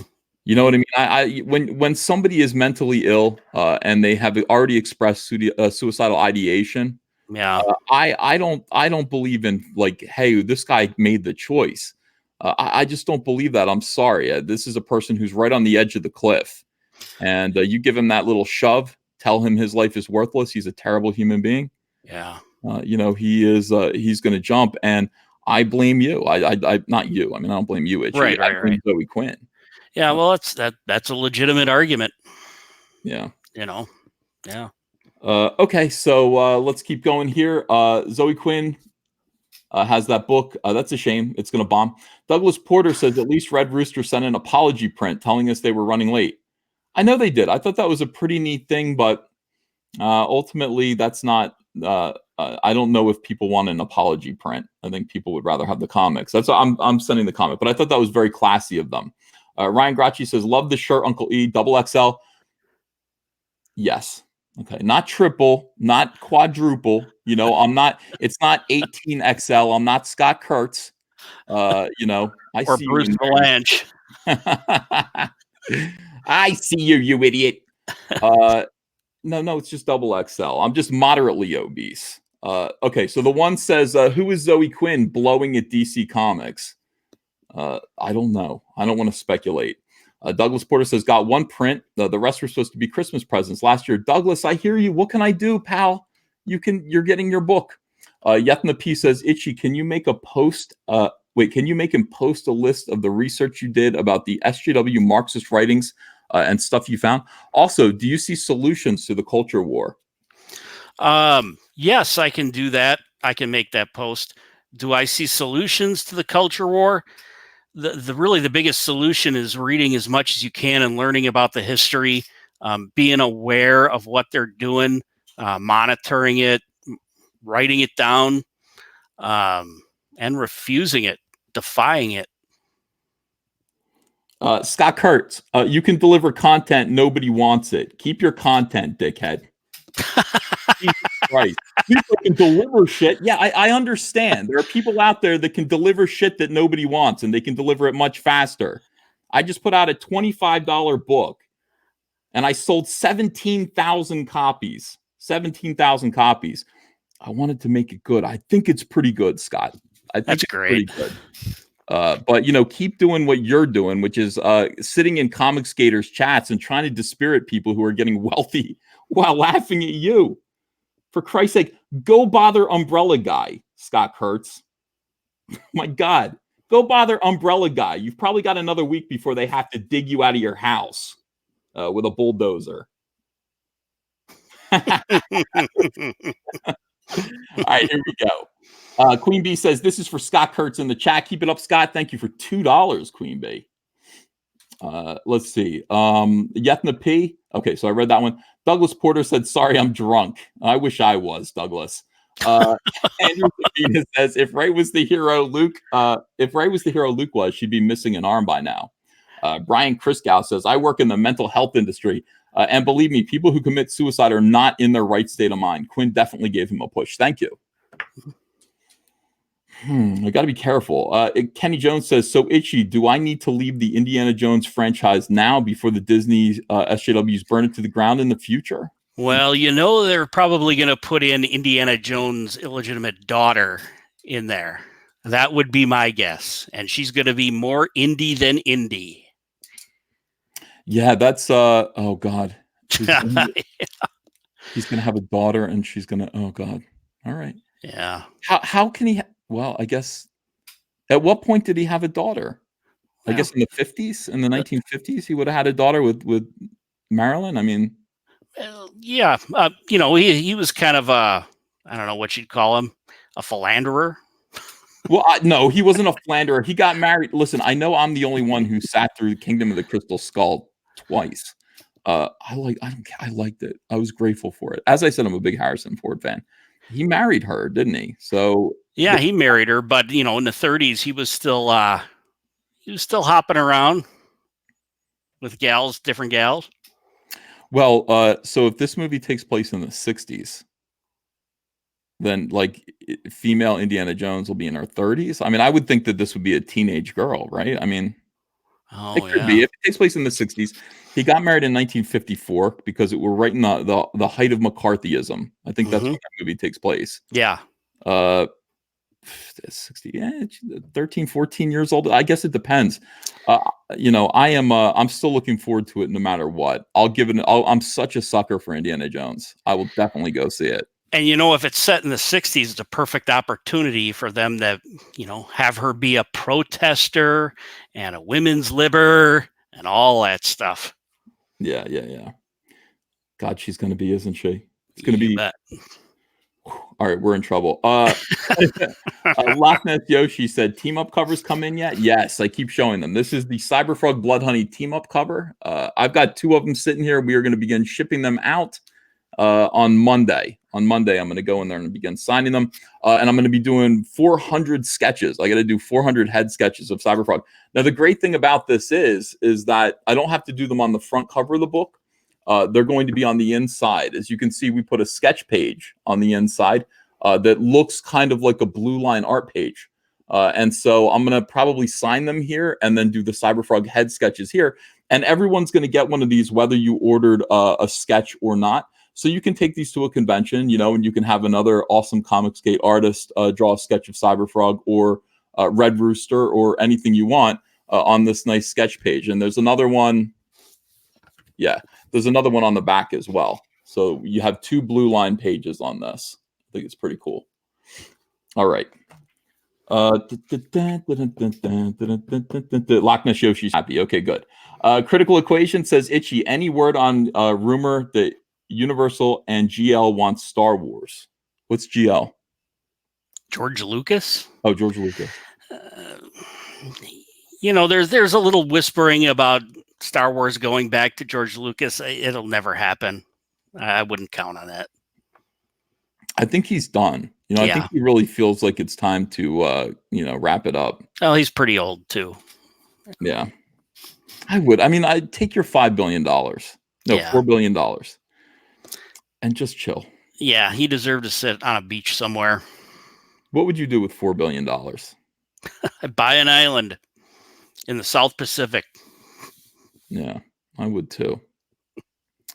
I would finish building Trebuchet Guevara, which is an enormous trebuchet that will be able to launch SJWs into orbit, into the ionosphere. And then we'll see if they fall. I don't know. I don't know if they're going to go into orbit or not. Well, then wouldn't that cause more global warming? Or would it block out the sun? Well, that is my concern. I mean, I am an environmentalist, First and foremost, I'm an environmentalist. I'm concerned about, I recycle dinosaurs, for example. All right, let's see. Hugh Jass says, Scott Kurtz is the guy that looks like a fat John Candy, isn't he? You got to admit, avoiding a trebuchet launch by being obese is kind of clever. That was a perfectly timed super chat. I don't think you understand. Trebuchet Guevara is enormous. It can launch 500 soy boys into orbit at once, or Scott Kurtz once by himself. So I wouldn't worry about it. Douglas Porter says, just saying Shia LaBeouf is the product of the Disney machine. Figure out the rest. Uh-oh. Was Crystal Skull a Disney flick? Because they bought Lucasfilm in 2012 and Crystal Skull was in 2008, right? Shit. Wasn't it it wouldn't be Paramount? It wouldn't be DreamWorks? I'm pretty sure it was Paramount. The opening sequence for it, when they fade into a mountain, they faded into a groundhog. Yes, I'm sorry. I love that opening. Yeah. One thing I really I know that they ceased nuclear testing, atomic testing. Yeah. That was the one thing I think Eisenhower stopped it. Kennedy made it illegal around the world. I wish he hadn't. Why is that? I want to go. I really want to see it happen. I mean, look, there are all these. I was watching What's My Line the other day, and John Charles Daly, who's the host of that show, was sitting there talking to Bennett Cerf and Dorothy Kilgallen. He's like, and this was from 1953 or something like that. He goes, "I'm going to be in Nevada this weekend." And Bennett Cerf goes, "Are you going to play? Are you going to go play the slots?" And he goes, "No, Bennett, I'm going to go witness an atomic test." And I said, "Jesus." He's like, he's serious. What a lucky guy. So you want to go watch it with a bag of peanuts and don't you? I mean, a lot of people got to do that. You get in a chair, you put on the 3D glasses, and you watch a mushroom cloud, and you go, ooh, ah, and then, you don't get too close to it. You don't want to do that. Well, I think I'll skip it. I'll let you can go. How could you want to skip that, Itchy? You're not going to live forever. You might as well absorb a massive dose of radiation, to enjoy the. I'm looking for nice, quiet peacefulness the rest of my life. I don't need an atomic bomb. Maybe you're right. Comics Exposed, or Douglas Porter says, "Rock on Red Rooster." Dude, Red Rooster looks great. I don't know if you guys have been seeing Mitch Breitweiser doing drawings for Red Rooster. He's doing these all-night drawing streams that are just splendid. They're just fantastic. So I hope you I don't know when the book's going to get done. I think he's got a ways to go, but Mitch Breitweiser is a fantastic artist, and he talks through his process and stuff like that. So nice. Red Rooster's coming. It's hard. I mean, it's hard to produce a comic. It's hard to produce a comic and be an e-celeb at the same time. It appears that it would be. Yeah. But you know where my priorities are. On the comics, Itchy, on the comics. Comics Exposed says, the camera is for looking at, not the top of your head. Oh, hi. Hi, everyone. Douglas Porter says $2 for the trebuchet. Thank you, Douglas Porter. Douglas is drunk and he's alternately mad at me and on my side, but thank you, Douglas. I know you're a big supporter. I do appreciate you. And then here we go. Of Mice and Men, thanks for $20. Itchy BACCA for president. Jordan B. Peterson for vice president. What do you think about that? Would you like to be president with Jordan B. Peterson? Oh, good God, no. No, I don't want to be in charge. I'm not a fan of authority. I don't really expect it, so I wouldn't want any myself. I think you would be good. I think that that kind of attitude is the kind of attitude that we need. I think. I mean, you're the type of person who reluctantly accepts power just because everyone else is stupid around them, or evil. That's the kind of man we need for a president, like Trump.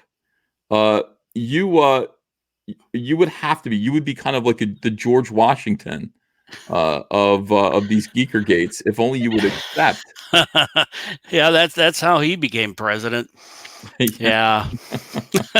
He didn't want to be president. He didn't want power. He didn't lust for power. But he was the wisest and the best. And that is why you probably should be president with Jordan B. Peterson as VP. Maybe someday. Okay. Loch Ness Yoshi says, "Do you think Comics Gators will come to North Carolina conventions? I like going to Raleigh SuperCon." I got invited to a bunch of conventions. I got invited to Tampa, Indiana, and Atlanta for next year. How are conventions these days? Do you have any trouble there? No, it's weird. When I go to conventions now, there's a buzz around the room with the professionals that I am controversial, and I have enormous lines of people. Enormous lines of people. It's much better now than it ever was when I worked at DC. But yeah, I get looks from my fellow professionals. Like I get side glances, but none of them have ever really come up to me and caused a problem. The reason why you don't want to go to conventions right now is because ultimately I'll work really hard at a convention all weekend long, and I'll make about a quarter of what I would have made staying home. YouTube is a tremendous facilitator. It's a way of getting your voice out. It's a way of getting your art out. It's a way of marketing and selling yourself and your artwork to large amounts of people all over the world. Mm-hmm. Conventions, most of these guys sit in metal chairs in small towns and pretend to be celebrities. I've been seeing a lot of pictures of conventions of just empty rooms, artists sitting at their table with nobody there. Mhm. How prevalent is that? Yeah, I think that's look, the world's changing. I mean, this is something that, I talk about all the time. Do people really want to get out of the house and interact with other human beings right now? It's like people are kind of changing and evolving and saying, I want something quicker, more convenient. And comic book conventions, largely at this point, seem to be desolate. Now, there are a few that are, obviously aren't. I mean, some of the bigger ones, C2E2, WonderCon, San Diego Comic-Con, Mhm. might be worth your time. But I used to do conventions everywhere, like 3 weekends out of the month. I would be traveling all over the world. And, you watch them slowly decline until like I would go. I did the Wizard World convention circuit, and I mean, Yeah. you go to Tulsa, Oklahoma, and you're sitting there all alone, for 3 days, and two people might come up to you and they don't know who you are. Oh, It's wow. Yeah, and you're just like looking at your fellow pros, and they're just like, "This was a mistake." Yeah, but at least we can go out drinking, I guess. Um, Conventions are just changing, and that's the way it is. And ultimately, if what you want to do is speak to your fans in a big way, speak to everyone all at once, YouTube is it. I don't know how many people are watching right now. Let me just do a quick refresh and see. But 1,419 people are watching. And if I wanted to sell them a comic book, if I said, I'm putting these comic books for sale, you can get them, on this Indiegogo campaign here, I would sell out of them. I would Mhm. sell enough comics that in an instant, more comics than I would sell if I sat in a metal folding chair all weekend long in Tulsa, Oklahoma. The Yeah. bad thing is that you don't get to meet your fans, and you do want to shake hands, you do want to give hugs, you know, Yeah.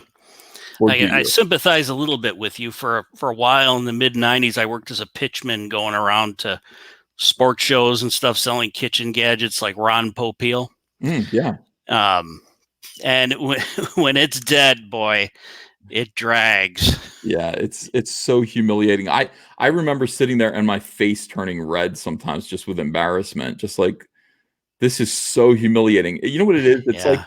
It's like being the most famous porn star in the world and then having to work the small strip club circuits, around the world, around the country. That's what it feels like. You're like, I'm a famous porno star. Why am I working the pole, somewhere in I don't want to name a place because somebody could be from there, but you know what I'm trying to say. And Yeah. that is, that's a demoralizing feeling. You don't want to do that. Hmm. So, yeah, we got people in the chat. Somebody's like, I hate you, and I'm watching you. That's exactly. Howard Stern said the same thing. It's the Howard Stern effect. Yeah. Yeah. Anyway, I don't do too many conventions. At some point, we're going to do a Comicsgate style convention, I guess. It's not going to be called Comicsgate Con, but let's get together in Philadelphia. Let's get together in Tennessee with people from, people who, associate with Comicsgate in some way. And let's meet some fans. I would do that as a one-off. I would certainly sit down and sign for you guys if you wanted to. But when it comes to actually doing large-scale conventioneering, it's just it's a dead medium.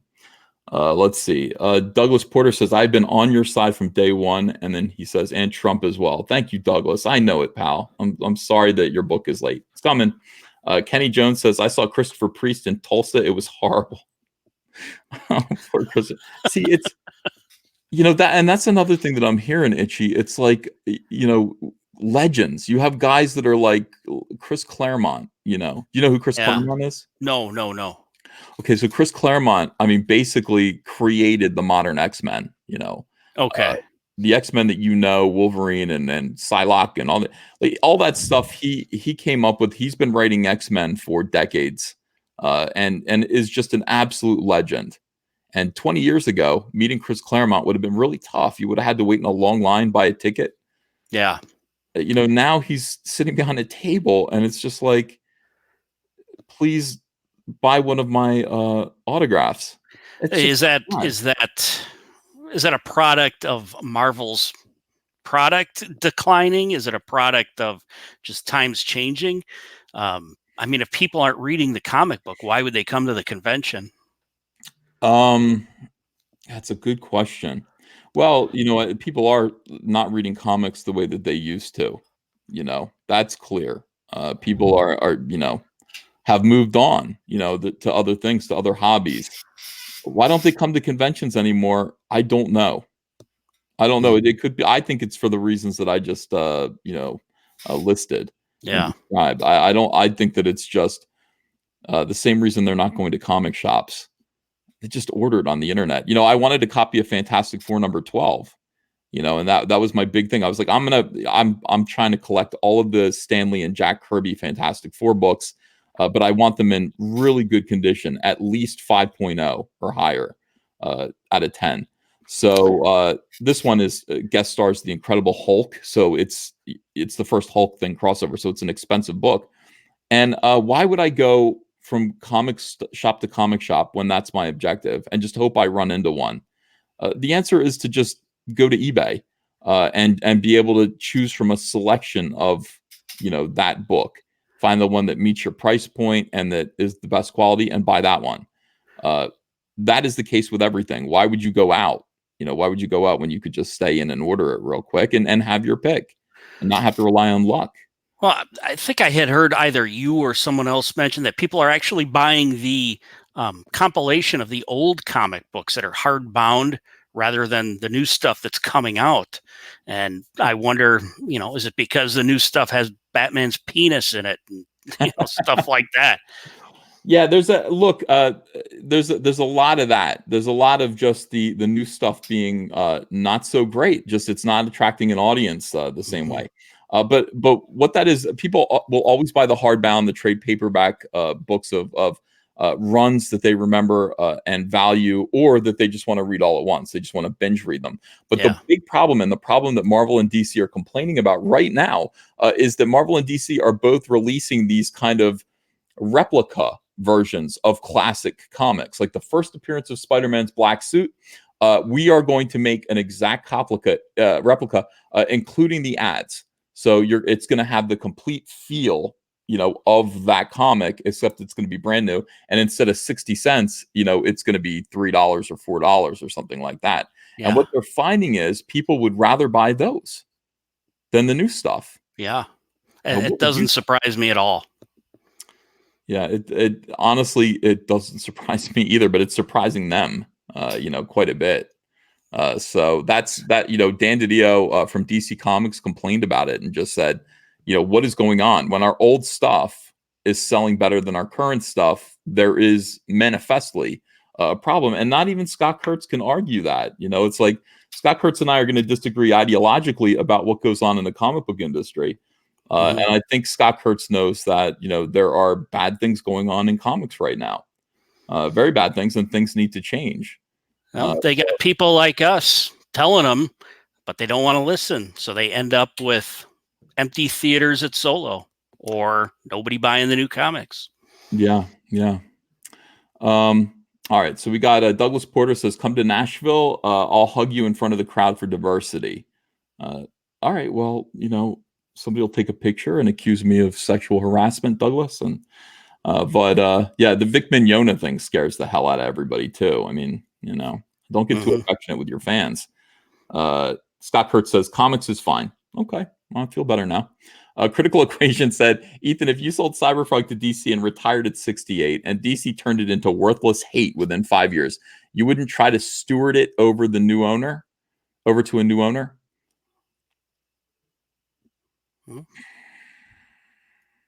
How old am I? I'm 60. I'm 68. No, I don't think so. At 68, I think I would. I hopefully at 68, I'm going to value time with my family, more than whatever happens with Cyberfrog, because, assuming your premise and Cyberfrog does well and becomes a cartoon and something like that, I'll feel like my work is done. I can't, eventually I'm going to die, and it's going to be ruined if it's going to be ruined. And I think that may be. That's the whole point of creating a brand, is to cash in at some point, isn't it? No. Yeah. I think so. I don't know. I don't know what it's like to be J.K. Rowling or any of these people who, have created an important cultural milestone, and how much responsibility do you feel over it, and how long do you need to hang on to it? And I mean, that's a choice for everybody to make on their own. I mean, Dr. Seuss, his widow, I don't know if she's still alive, but 10 years ago when I was reading about this, I mean, she was, really hanging on to everything and making sure that like the theme parks matched his vision perfectly, would have met with his approval. Are you thinking Cyberfrog theme parks? Yes, of course. That would be wonderful. Who knows? I mean, I love Cyberfrog. I think Cyberfrog is pretty great, and I think the storyline that I have in mind is exciting, and I think people will like it. I think a lot of people are going to like it right now. Well, the image is pretty inspiring. There's something about it. There's something about it that's exciting. It's hard to quantify it. Yeah. All right, so let's see. Scott Kurtz is saying the big two companies exist to keep IP current to be exploited in other media. That's not necessary anymore, Scott. The big two no longer need to publish the comics to keep the media current. They are being utilized to such a degree that it is no longer necessary. This is not the 1980s anymore. This is not the 1990s anymore. The movies and the television and everything else have supplanted the comics to the point where, look, they're not even necessary. Scott Kurtz says, but idiots like Ethan ignore what's happening in comics to excuse their own failures. Let me think about that and see if there's anything worth considering in that idiotic statement. No, I watch what's happening in comics very, very carefully and with great interest. I'm not sure what failures you would be referring to. I'm an independent, self-publisher right now who has made $1.1 million in comics in the last year, and I've only released one comic and one variant cover. So I don't know how that qualifies as failure. I wouldn't have considered it to be a failure at any point in my life, and I don't think in the future I will ever look back and consider this to be a failure. I have risen from being blacklisted in the mainstream comic book industry to the point where even Bleeding Cool has to acknowledge that I am the 74th most powerful man in comics. I am able to take independent creators who nobody has heard of and make them tens of thousands of dollars by sheer force of my charisma and personality. I don't know what failure you could possibly be referring to. I feel pretty good. I bought a nice house. I have a swimming pool. Cyberfrog, unfortunately for you, I know that you're telling people that Ethan doesn't have the money to pay for Cyberfrog. Scott, it's paid for. It's paid for. The fulfillment service has already been paid. The printers have already been paid. In fact, they have been paid, and because they've been paid and I still have so much money left over, I went ahead and I printed these extra variant covers that are just black and white line work, artwork. I printed 1,500 of each of these, and there are 3 of them. And I'm going to put these on sale as soon as, Cyberfrog's in fulfillment and make even more money. So this is the kind of thing where I will assess your statement, your allegation, and think about it, take it to heart. I'm a very introspective gentleman, Scott, but by any standard, I'm fucking rocking. And that is undebatable, even by people who hate me like Rich Johnson.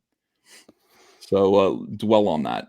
Well, SJWs have a curious understanding of failure and success. Yes, I think so. I have failed to lose weight, though, Scott, so we have that in common. Critical Equation says, I read that one. Ponduo says, Mike Miller as booth girl at CG Con Hawaii. Cumberbatch Pepper Pot, thanks for $20. He says, happy Thursday. Douglas Porter says, I'd pay to see you.org, the poll. I'd even bring my brother in like we did for Stanley. Douglas is still drinking. Mark C says, Ethan, sometimes collecting is about the thrill of the hunt. Buying on eBay takes that away.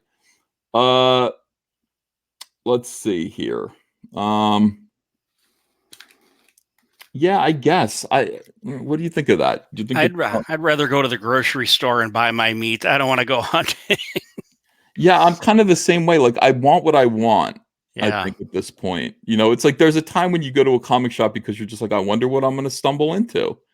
and I bought a copy of first appearance of some Avengers books with some first appearances that I just stumbled on that I wasn't really looking for. And that was nice, but I know what I'm looking for with Fantastic Four. I also want X-Men 1 through 10, and I have 6, 7, 8, 9, and 10. But I'd love to get 1 through 4 and then 6. I'm looking for those. I think the first thing I ever bought at a convention was a bootleg of Heavy Metal before it was released on VHS. The animated movie. Yeah. Yeah. Let's see. Douglas Porter says to work, and Douglas Porter says Cyberfrog on Xbox Live. I'd love to pay to see you. I don't. Okay, I'm lost. Douglas, I'm sorry. I don't understand what you're saying. Okay, those are the super chats. Let's get back to the show. Thank you, Itchy. This is a big part of live streaming. Obviously, you got to read these super chats. Oh, of course. Let's see.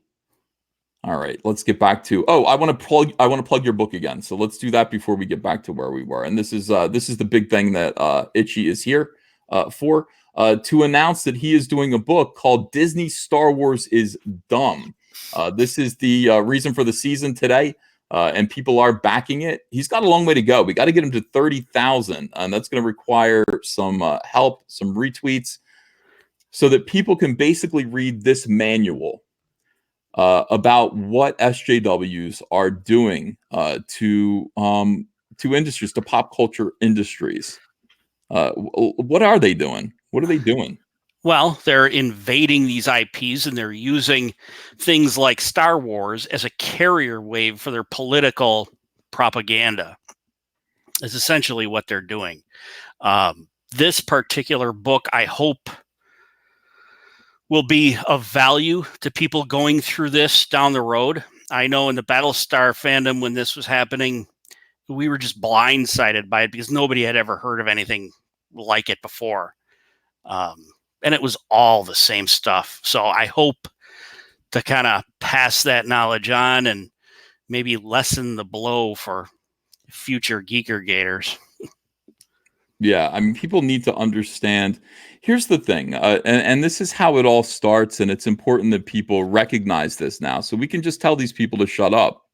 What inevitably happens, and I don't know if there are any industries left. I guess wrestling, I guess the NFL. I don't know what else these people can invade and destroy, but it really does all start out with a bunch of feminists, a bunch of weirdos coming in and saying, hey, this thing that you love, boys, it's always a boy's hobby. It's always a boy's pastime.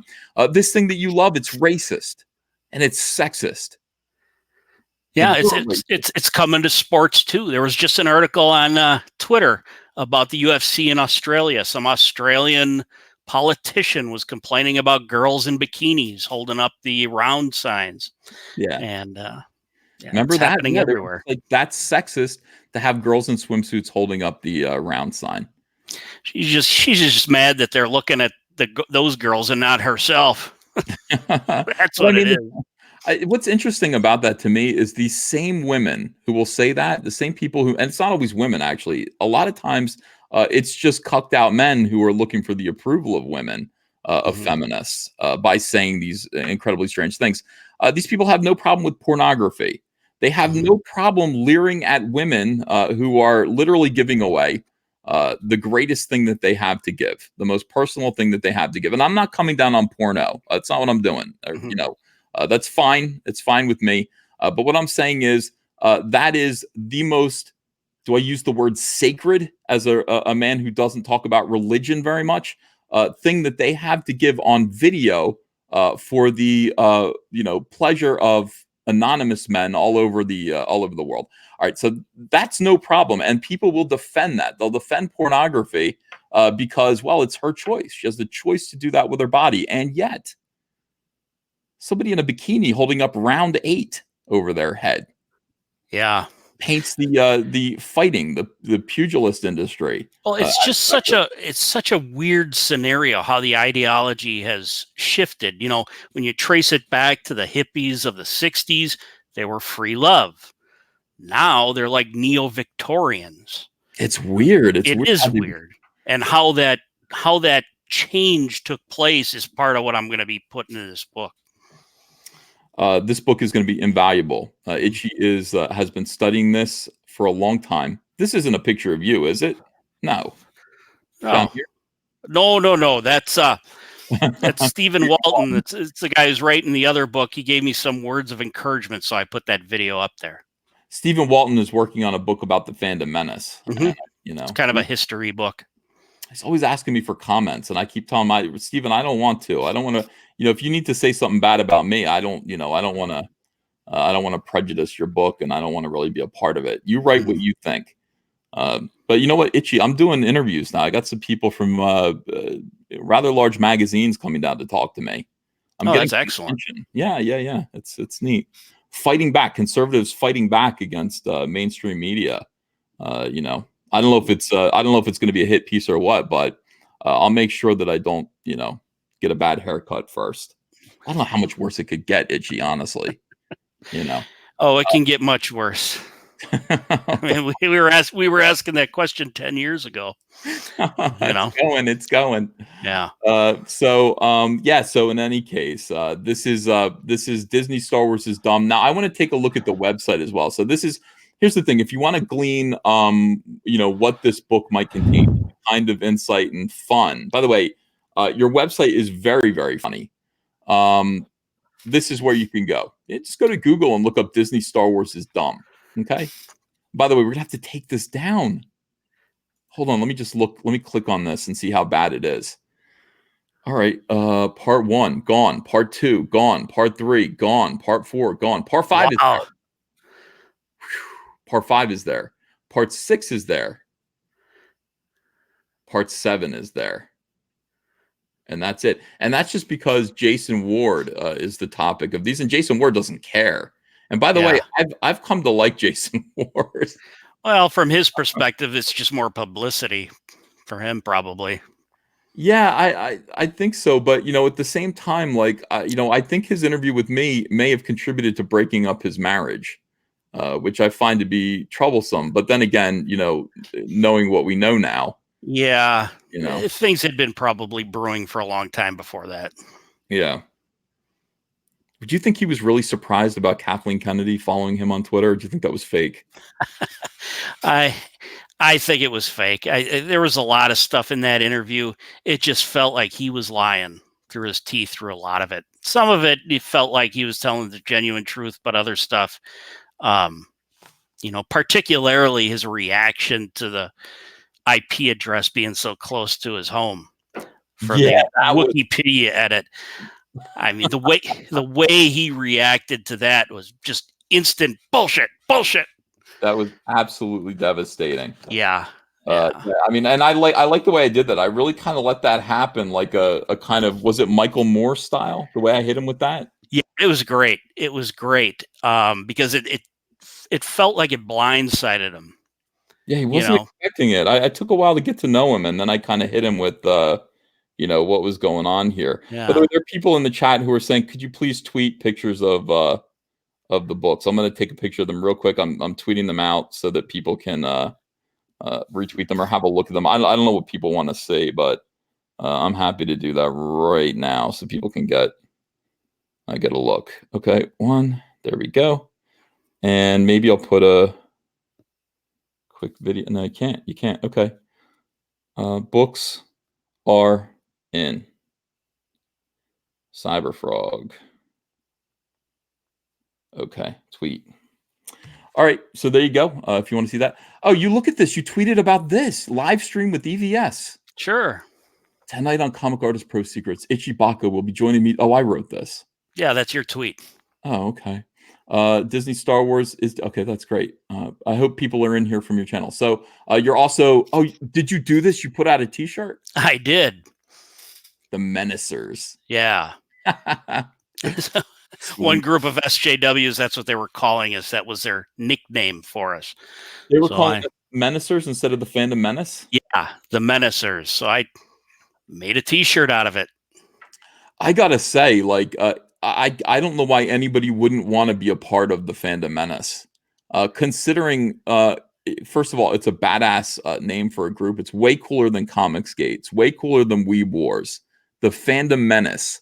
And it really is kind of a nice backhanded slap at this group of people at Lucasfilm who decided to turn on the fandom, who decided to turn on us and call us, bigots and Nazis. This is a terrible picture of me. Good Lord, everybody uses that picture. Well, you did a lot of things. Okay, you did a lot of. Here we go. Let It Go, a tribute to Pablo Hidalgo. Yeah, it's Ruin Johnson's masterpiece. What the hell happened here? What is this? It's a little music video that he put together. It's kind of a karaoke style kind of a thing. Who did this? Is Ruin Johnson? Oh yeah. Okay, all right. I you know what? I hope he doesn't mind. We're gonna watch that. I'm sure he won't. Start cam, share screen, and then share audio. That's the thing here. Okay, so let's check that out. Oh boy, I'm intrigued. Can you hear it? Oh yeah. Okay. Ruin the Man Baby here with a tribute to my friend Pablo. The shit stains brown on Galaxy's edge. There's no one to be seen. A kingdom of isolation. I'm Pablo. Bob Iger's howling at the merch we cannot sell. Can't shift it cheap. Heaven knows we've tried. Good low note. It's true, Pablo. Don't let them win. Don't let them see. Be the fanboy you always have to be. Consume, don't feel. Don't let them know. It's a shit show. Let it go. Let it go. It's not just Star Wars anymore. Wow. Let it go. I have goosebumps. Let it go. You're not.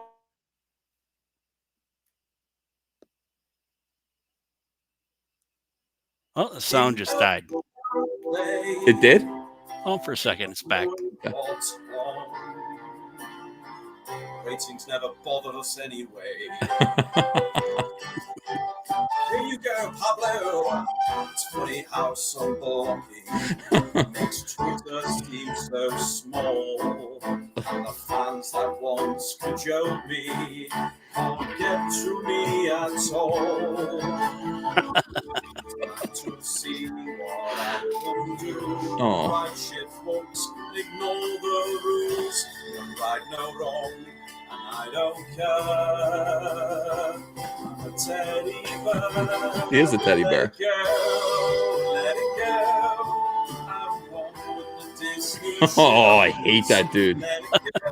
Steel. Oh, I can't stand him. What an asshole. I have to pay my bills. Here I stand, I'm a pathetic man. Let the hate bearers I don't know why they think there's something wrong with us. Well, they have no sense of humor. Yes.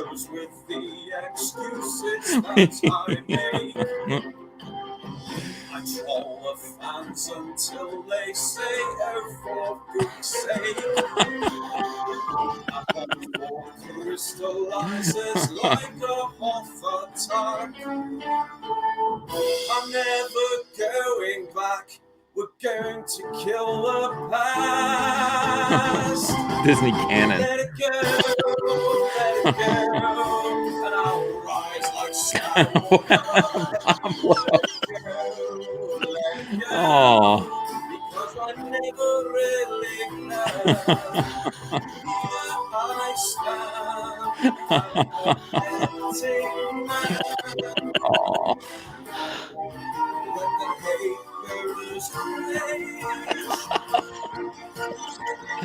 Fans never bothered us anyway. Oh, wow. Devastating. Great job. Great job, my friend. Hopefully, Pablo's watching. The tweets will be hilarious if he is. Pablo loves my show. He absolutely loves my show, and of course, he's watching. Ryan Johnson's watching right now too. Did you know that? The fact that you're on this stream right now, I mean, it guarantees that Pablo's watching. Pablo, all I wanted to know, and this is what I want to say to Pablo before we go forward. Pablo, all I wanted to know was if Jabba the Hutt had a skeleton. That's all I wanted to know. That's all I asked you. I just tweeted you. I said, is Jabba like gelatin or does he have a skeleton? And for some reason, you didn't answer me, but you talked to me about other things. I just had one Star Wars question. And then Jeremy from Geeks and Gamers yelled at you about women or something, and then you blocked me. Haven't gotten over it yet. Haven't gotten over it. You will. You will. I wrote a song. I wrote a song about Pablo Hidalgo too. Where do balls go? No, I wrote another one. I mean, the Pablo Hidalgo "Where Did Your Balls Go" song was just it was something I made up, on the spot. Yeah. But I wrote another one about my grief. I'll show it to you. I hope you. Have you seen? Do you mind if I show it to you, or is it? No. Okay. All right. I don't want to show off my. I don't want to make everything about me all the time. Yes, I do. Yeah. Let's see it. Okay. This is called "Blocked" by Pablo Hidalgo, and it is a visual poem by me. Okay. Here we go. All right. So, Andrew is listening. I was blocked by Pablo Hidalgo on Twitter. I don't think I deserved it. I don't know. I still don't know. But I remember this now.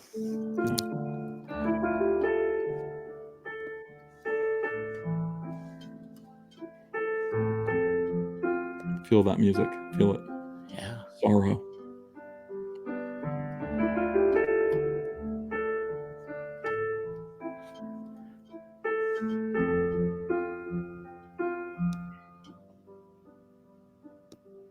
Is Jabba the Hutt made up of gelatin without a skeleton? I want to know. But you didn't say you were selling seeds. That's not what Jeremy needs, and you had to go. But Pablo blocked me on Twitter like you don't care. Pablo Hidalgo sketching Transformers, Star Wars reformers, play solitaire. Pablo don't care. Here's the John Lennon part. Listen to this. I'd like seeds for an alligator pear.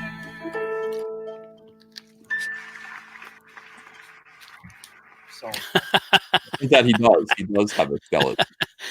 It seemed like you guys had a little bit of a bromance going on for a while, and then I think honestly, I blame Jeremy. Yeah, Pablo really liked me, and he even said, Pablo's like, I don't hate Ethan. Does Ethan hate me? I was like, no, I fucking love you, dude.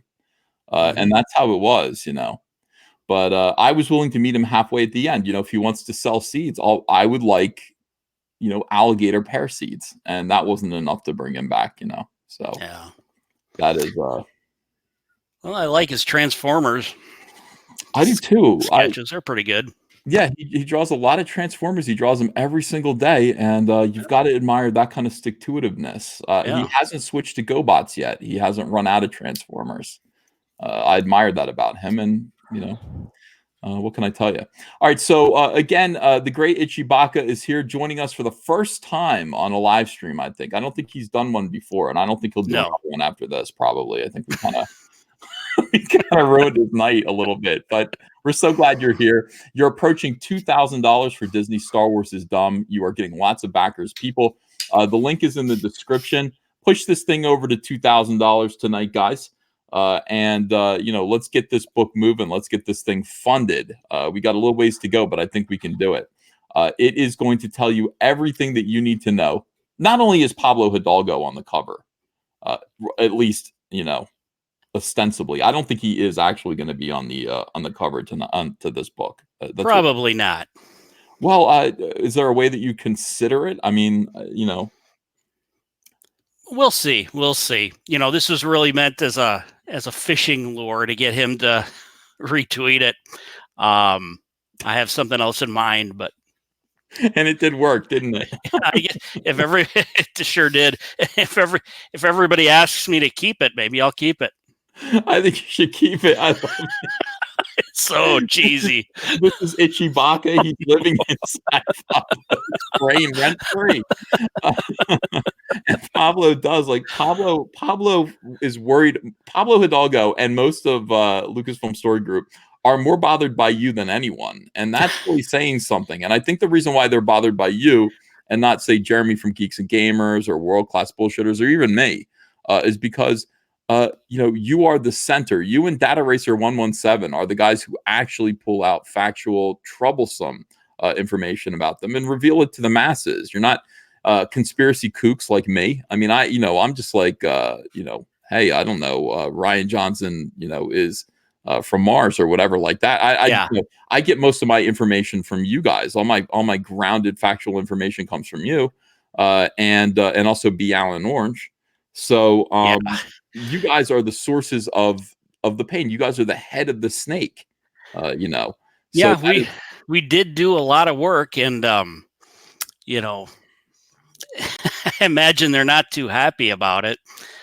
Depending on how much of an effect we're having, what that is, I have no idea. Who knows? I think you're just making it fun. I think you're making the end of Star Wars fun. And that's why I love you guys. I think that you have caught these people. These people are definitely rats.